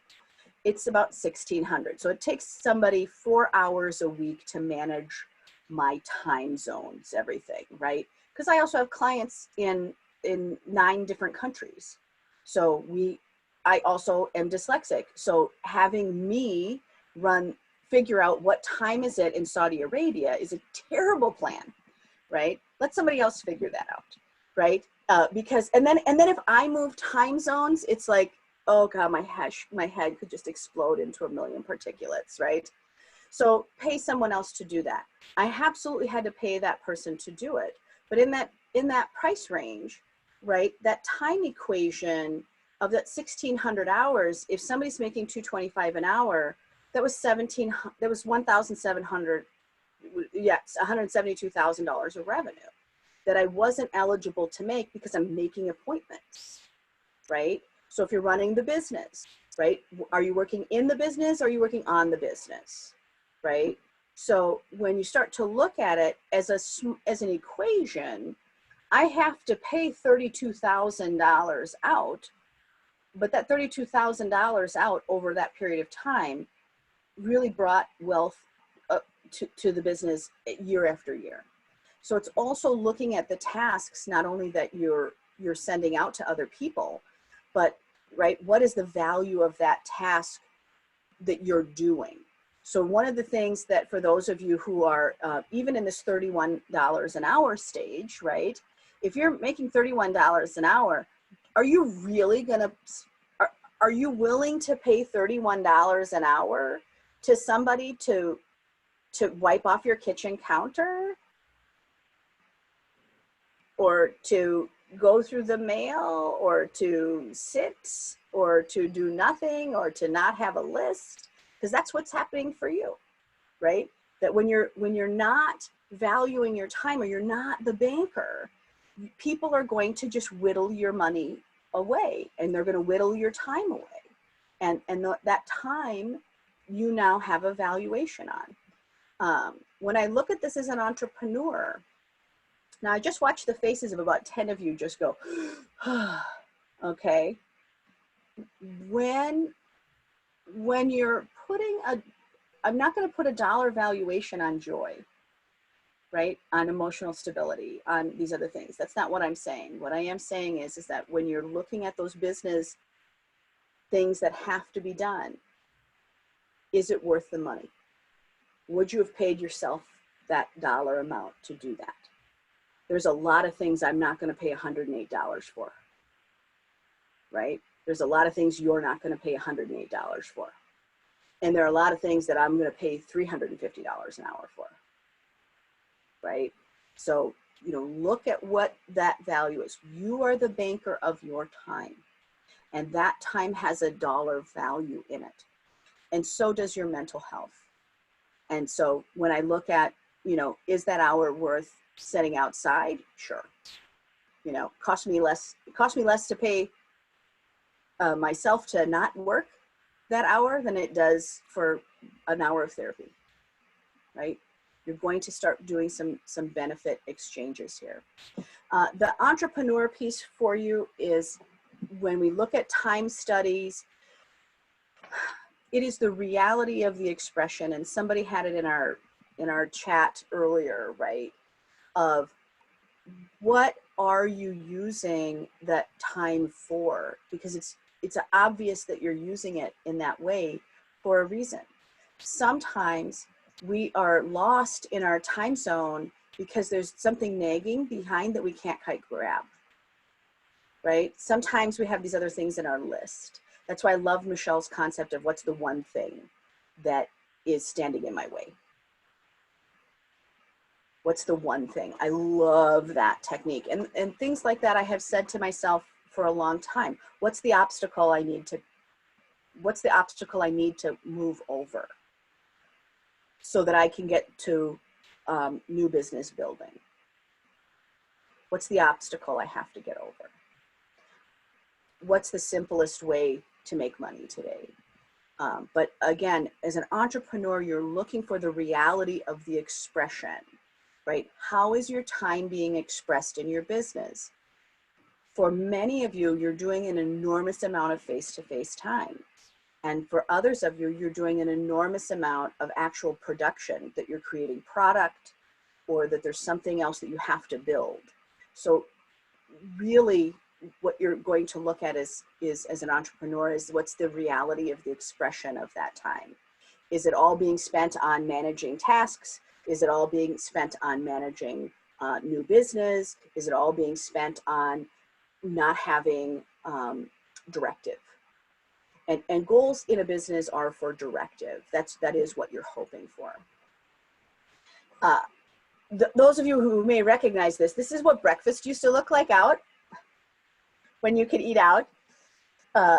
You know, a lot of you used to have meetings out of the office, right? Because especially if you feel isolated, right? That you could go like, I'll meet you for breakfast. I'll meet you for breakfast. And the challenge that I have for breakfast meetings is, right, you have that time police thing that says, oh, hey, you're not using your time efficiently if you're going out to eat breakfast. I will guarantee you the majority of people who are having a meeting out of the office to have breakfast are actually wanting to spend time and play with their friends and feel like they're actually working. It's not really that I'm going to go to do this meeting so I can really work hard and I don't want to be sidetracked from eating, right? That you're really, you know, the challenge that I have is the purpose of those meetings. If you just want to go have lunch with your friends, please just do that when you're eligible. But just do that because you're the banker. And you know what? Laughing hysterically with a friend or a client or a business to say, we're not going to do any of that. Let's just go enjoy the time.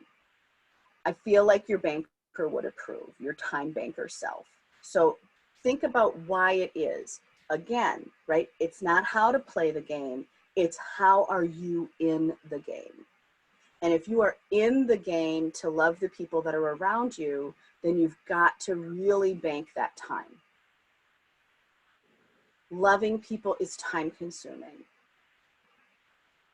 But there's never a banker at the end of, you know, thousands and thousands of days that says to me, boy, they feel really bankrupt from spending time loving others, right? Nobody tells me that the more time that you spend focused on the things that are there, do.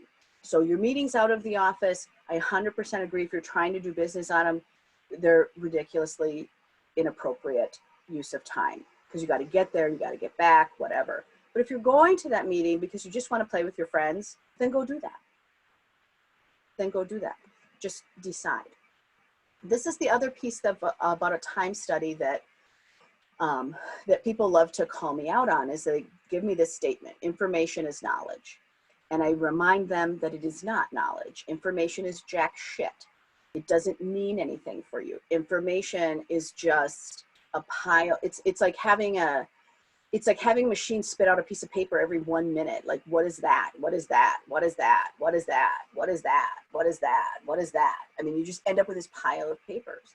The point of information is to give you the ability to observe. It's data. It's all of these things so that you can create an interpretation or an insight or some sort of analysis. That's the point of a time study. Is to really look at evidence and data and not put any emotion into it. I'm just looking for data. And then we'll do the interpretation and the insight out of that data. And so when you're doing your own time studies, we sent you some handouts, but that's what you're looking for. Information isn't useful until there's something else done with it. And so for me, right, when we look at what is the information I always try to bring to each one of you is, right, how do I work from highest good? How do I love you as you are, right? And how do I give you the tools to courageously live prosperously and to courageously be the person that you are, even if your business plan doesn't look like maybe it's supposed to. Right? And that supposed to is where you're going to have me screaming up and down, right? Because no business runs the same because you guys are each individual owners. You have to decide not just how to play the game, right? We understand taxes, we understand time, we understand all these things, but you're going to have to decide how you are in the game. And if you're leading from these other things, we've talked about values, we've talked about these other things, but again, with time, we're looking for information and data. We're trying to get truth and evidence. We're trying to get facts to say, here's what's really happening. Then we're going to go into understanding, experience, right? And then put your goals in after that. Because some of you have a secret set of skills called intuition. You just kind of know that you're supposed to do something different with your day, right? Like you woke up and you're like, yeah, that thing I had planned, I'm not going to do that. I actually need to do this other thing. And that oftentimes is that you really have to pick up the phone and call somebody, or that you have another piece of work to do. When we look at this as personal growth benefits, or, you know, when you're in self-growth, this is really around looking around how many things are in your schedule that are not about you. So sometimes it is about what hours you have to be somewhere. It may be around kids, you know, what time is dinner, things like that. I do want you to look at time and realize how much of the time that's being invested in a day isn't actually about you, or that you don't have a lot of control over. So people who have jobs where they're scheduled in a lot of meetings, they really don't have a lot of control. And that's the first place where I go, you're going to have to push back, because you're going to have to start being in control about your personal time. And the more in control you are of the time that you have outside of work hours, the more you'll be able to control the time inside your work hours. So if your time outside of work hours needs to be devoted to loving people, or to taking care of your house, or to, you know, doing the things that keep you in order, it's so much easier to not be lost in the day. Because all of those things that aren't in order in your personal life are going to bug the living gooey out of you. Because your brain, I don't know if you've looked at the people on this list here, right? Everyone here likes time. You like to plan it, you like it to work efficiently, and you like to achieve. There's no one in this class today that is not an achiever. Y'all know how to do great things. So when you're failing in one area, it's still bugging you, even when you're succeeding. Even if you're going out and doing great, I'm so good, like this was a power day, right? As soon as you get out of that space, you'll start punishing yourself for what didn't get done, right? Or what's still on the list. So on personal growth, that's the other part, right? And here's kind of my little love pat for you. Time is a cup. For those of you who have been in class, you watch me do this, right? Resources, I pour a glass of water into a cup and wait for you to scream once it's starting to overflow, right? So time is a cup. You're going to put things into that cup. But here's the deal. A lot of you, me included, right? My cup is too full and I got to move at the speed of a comet. So my crap is spilling out all over, right? And then I'm mad when everything spills out of my cup, right? So if you've put too much into your time, you don't get to necessarily have a choice to be mad when your cup is spilling. You're the banker. You're the banker of time. You're rich every morning. There's 1,000 minutes. And by the way, that's 16 hours. I just gave you guys 8 hours to sleep. That's it. So, but you know, that's 16 hours. Most people are awake 16 hours a day. I would prefer to be awake 14, but we all got to get some skills, right? So if you have handouts and you printed them out, I would get them out because those are going to be what's coming up next, that we can kind of go through what those handouts are. And the piece that that I do want you to kind of come back to with that banker position is this statement that's on the board right now.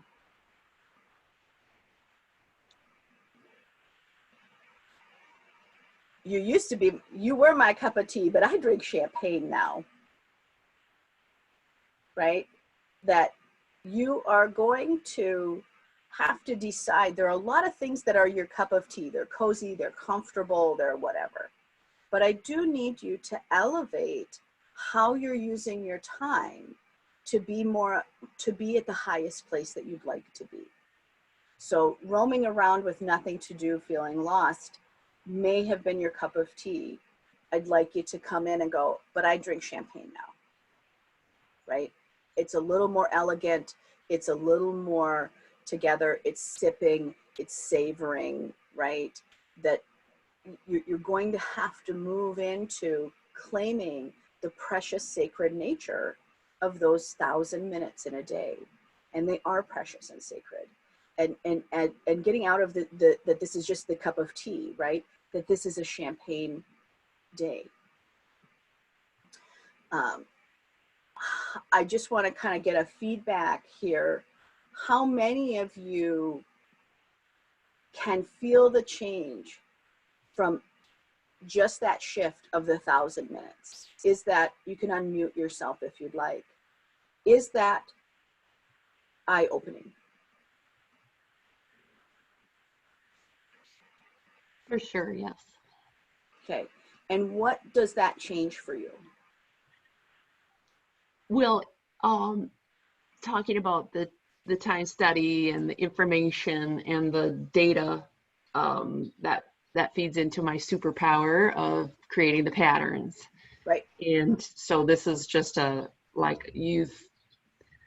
that's a tool in my hand now that I'm going to wield really well. I love this. Yeah. Yeah. Anybody else have some pieces that are swimming in your head about the 1,000 minutes? For me, I'm that big thinker type person where I see the big picture first. Yep. And so this really aligns with my thought processes. And so seeing that 1,000 minutes helped me to realize I have an abundance of time. Right. To do things, and then I can break it down tactically, but it's that big picture, the overall visual that really gave me new energy. Right, right. Alice, how long have you been in business for yourself? I've dabbled for years, but I would say the last 2 years since I've been in Charlotte, well, 3 years before I came here, I really put it together. I played around with it. I've worked full time, and it was very difficult to get it off the ground. But the year I left, I got it off the ground, and these last 2 years has been when I've been really 100% focused on building my business. And so I'm at a point now where I almost know it. I almost understand what it is I do. Right. And are you working, do you work on your business every day? So do you really have the 1,000 minutes every day? You know, I have the 1,000 minutes. I have to say, because I get distracted easily, I don't. But here's the thing, though, because I am the admin, I'm the marketing person, I do all the proofreading, I do everything on my own. So when I look at what I have to do, I get overwhelmed. And then my brain just gets so full of, I got to do this, I have to do this, I got to take care of this, I got to do this, I got to go out and sell, I got to also do the proofreading, I have to do the marketing, and I don't have that background. So I'm researching here, I'm doing this, and I'm doing a lot of that keeps me from really doing what I like to do, is to create a webinar and to teach my workshop. And so I find myself always planning that. Right, right. Well, I think the other handouts will really help you a lot. Michelle, I'm just going to call on you for a second, because this would be something I would see you would really also like to have a pattern for. Is the 1,000 minutes helpful to you? Yeah, it's very helpful. I put some notes in the chat that it makes me think about time the same way that I like to think about food in terms of making choices. So when I track my food, I tend to make better choices around, is this really what I want to do with my macros or points or whatever? Right. So I can absolutely see viewing time the exact same way. And it was kind of like a moment for me. Right, right. Fatun, I'm going to throw this out to you lastly, the 1,000 minute concept. I could see you really enjoying that. Is it a helpful concept for you?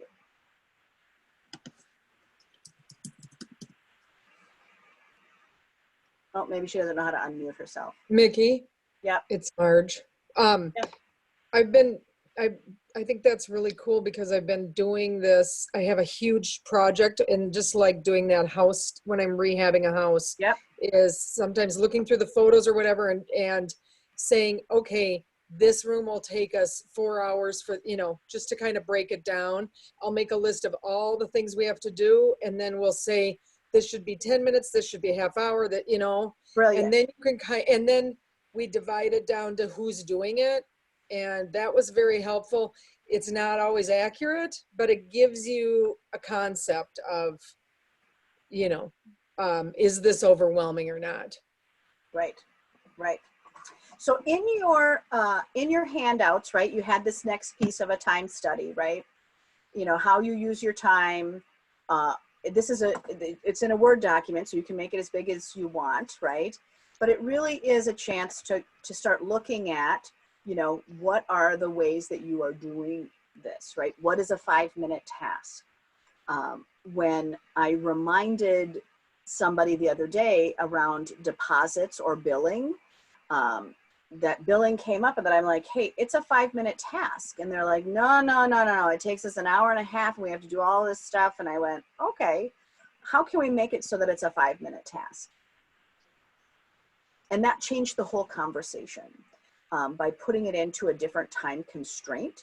So that's really, the concept there is really to also look at what is the constraint challenge, to go, well, it always takes this amount. Well, what would it take to make it this different number, right? How can I take something that was 10 minutes and make it 5 minutes?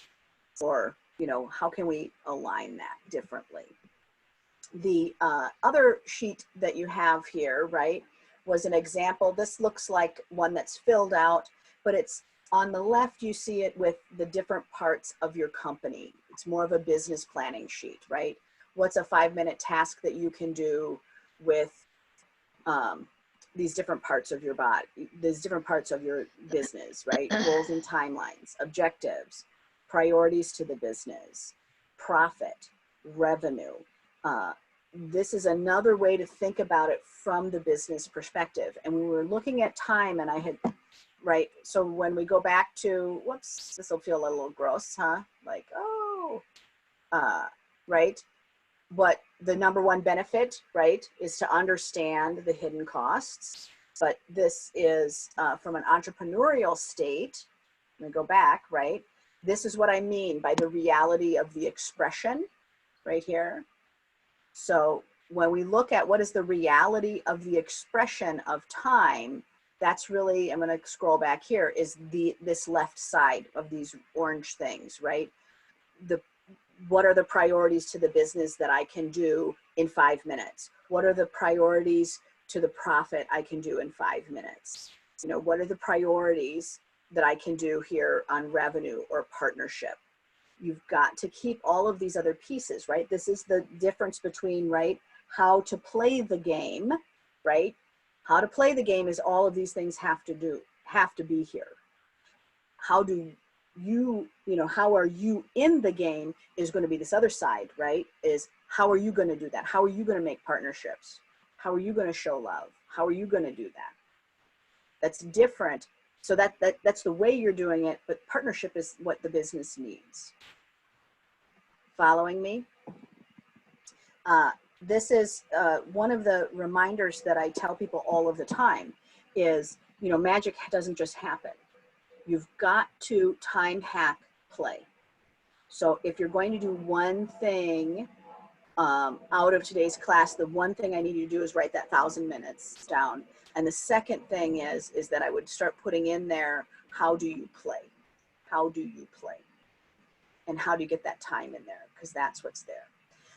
I just want to remind people that our last session, which was dialing for dollars, that is still available for you. And that will actually have a lot in common with that. So if you want to go back and re-listen to our last class, that's still in the same post. If you don't know where it's at, it's in that secret podcast. I can send you the link again. The other thing that I wanted to, before I come back to you guys, is that we do have this available for, this is something that my clients get, my regular planning clients, which is these, we have the 30, 60, and 90 days challenges. So these are available for you guys. I think, I don't remember what the percentage off is, but they give you those. And it's just a way for you to say, let me put 30 days on a topic. This is of wealth creation for your personal life. That's also available to you. So I'm going to unshare my screen. So now, how do I unshare what I've got? You are sharing. I'm going to stop my share. There, I'm back. When you guys are looking at time going forward, I'm going to leave this one up because I think that's got the most words on it. Whoop, there we go. Oops, hold on. When you guys are looking forward, I'm trying to get out of where I'm at so I can see you guys again. What is going to be the most critical piece for you, right? In the last 6 minutes that we have, I really want to know what you're going to take away. What are you going to take away with you today? And what was the most meaningful? So I'm just going to kind of go around the group. Trish, I'm going to start with you. What are you taking away?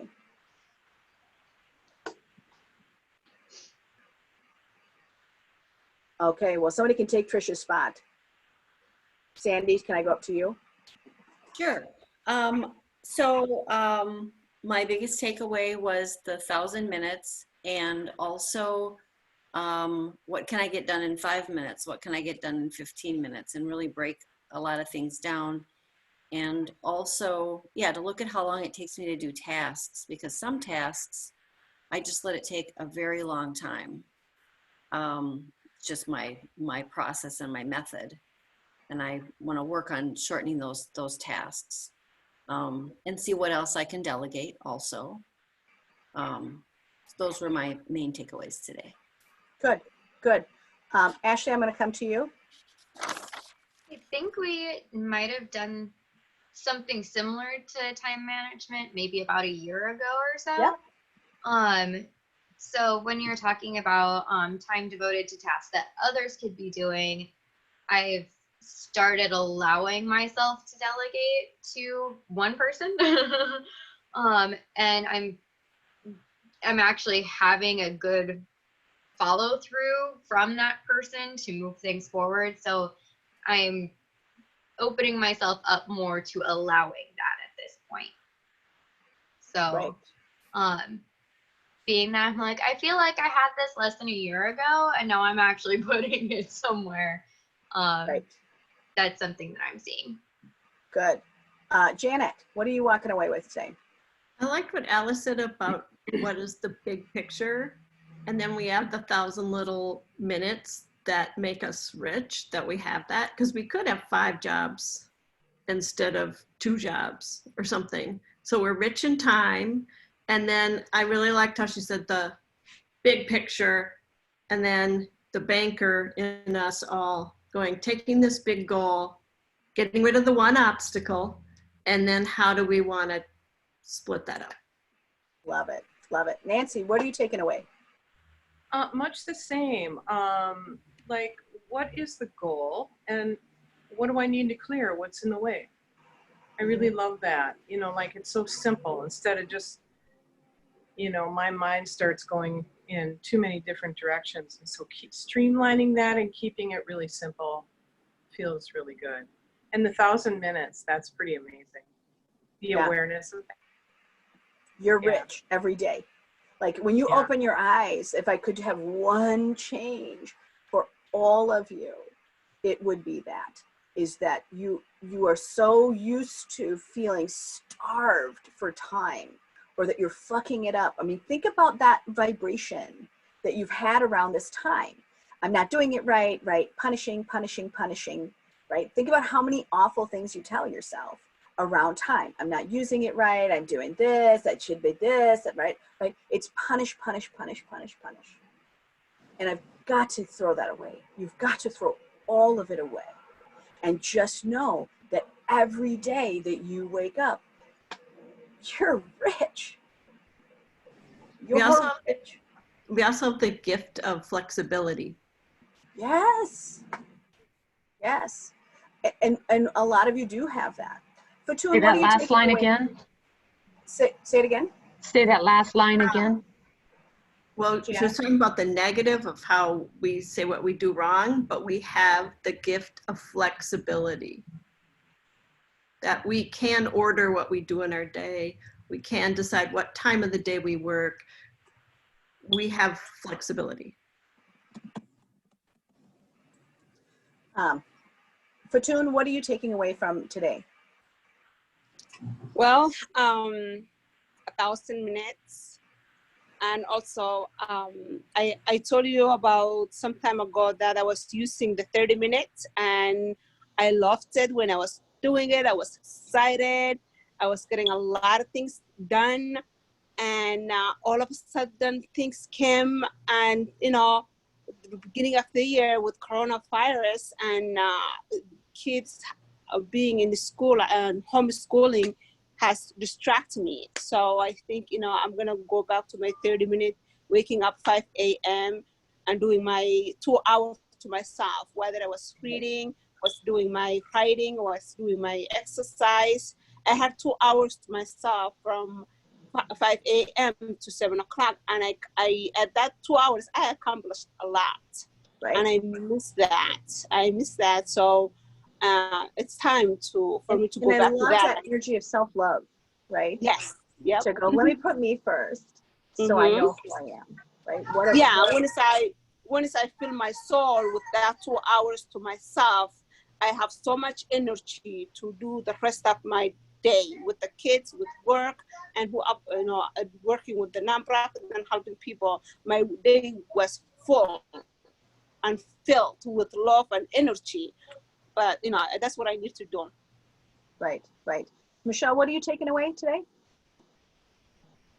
I think the big thing is the 1,000 minutes and how I'm going to be looking at time differently with that that frame of mind, that mindset.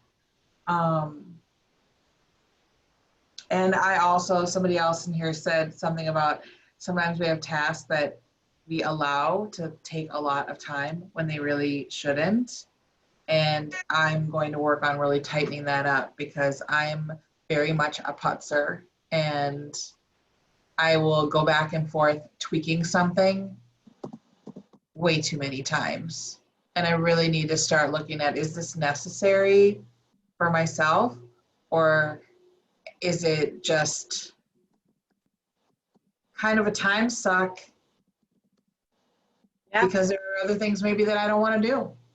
So I just allow myself to just be caught in that cycle. And I think that's where that banker piece comes in to really, again, right, when we look at that, right, what was the value of your time, right?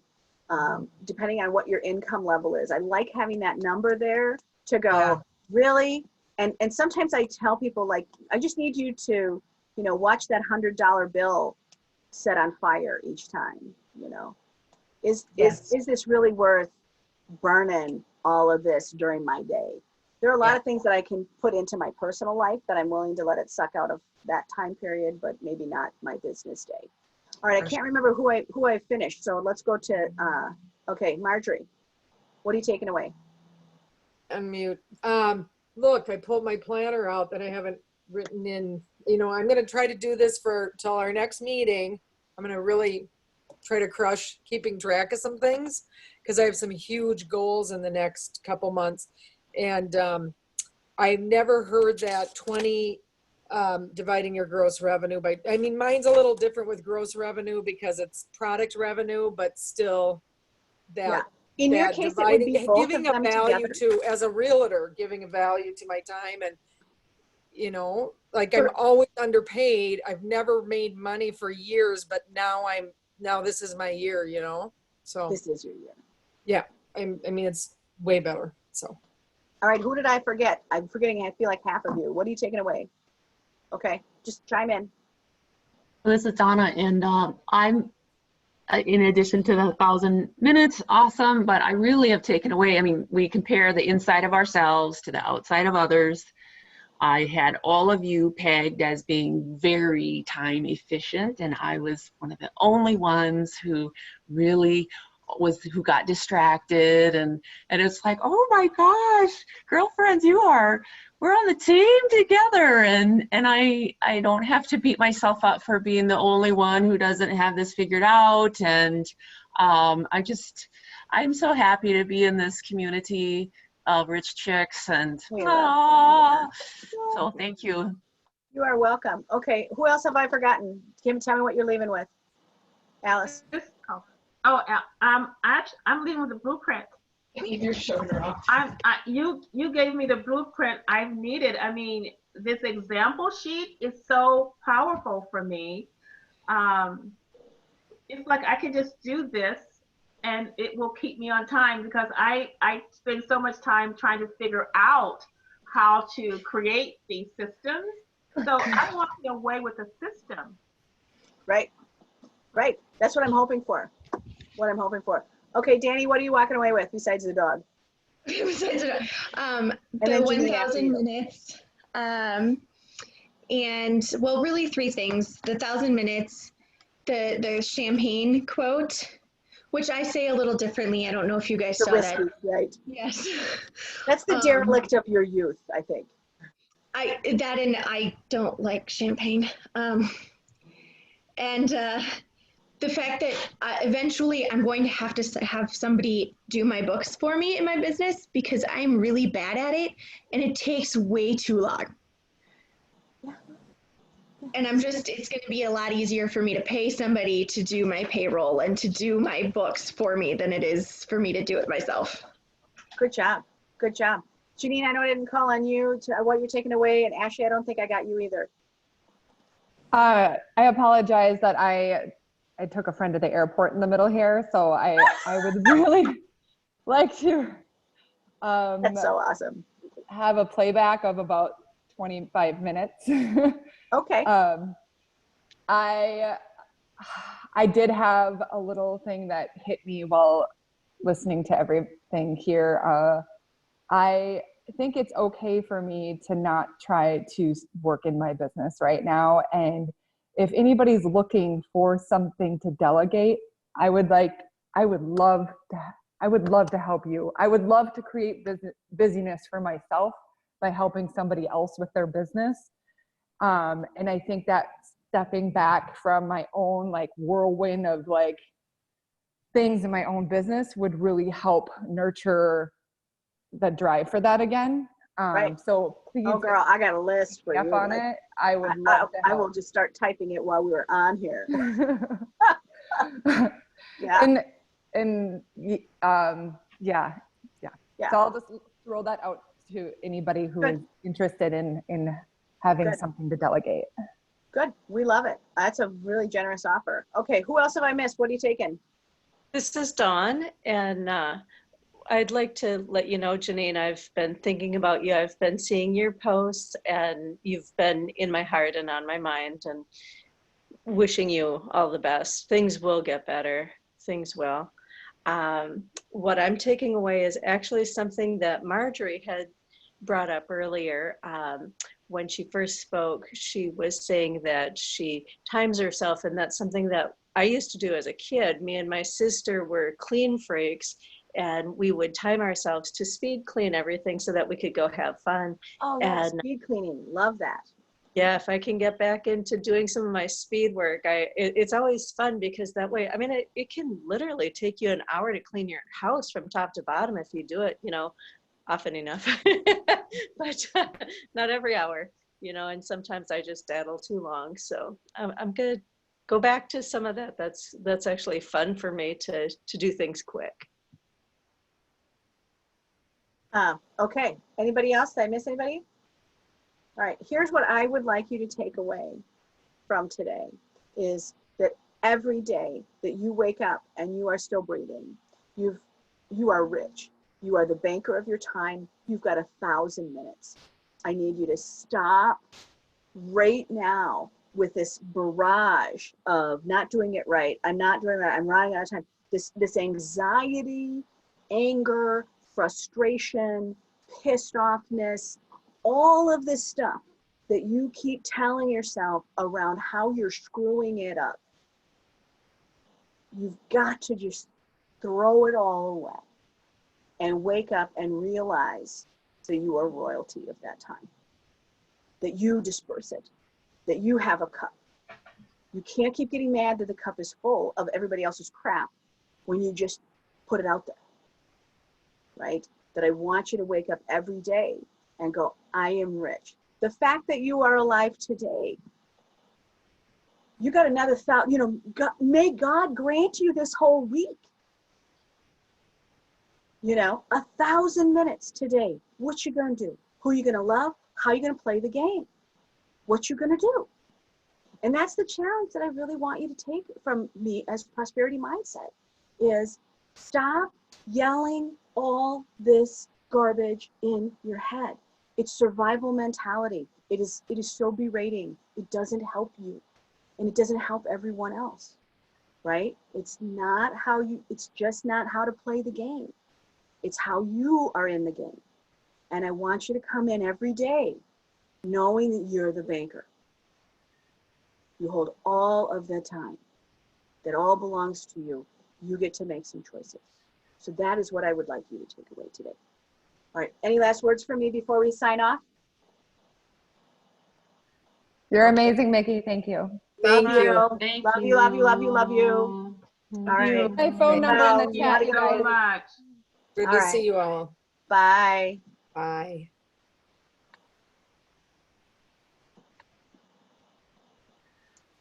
Mickey, Yeah. could you put your cursor on me and in the box up there, the 3 dots? Oh yeah, would you like to be the host again? Well, I'd like to close this out, so if you would do that. You could be our host. I love learning new stuff. Okay. Yeah, because when you're the host, you can mute and unmute people. And sometimes Oh they yeah, can't well, I do like that yours. themselves. So All right. anyway, okay. All right. Love you. Bye. Love you. Love you too. Bye.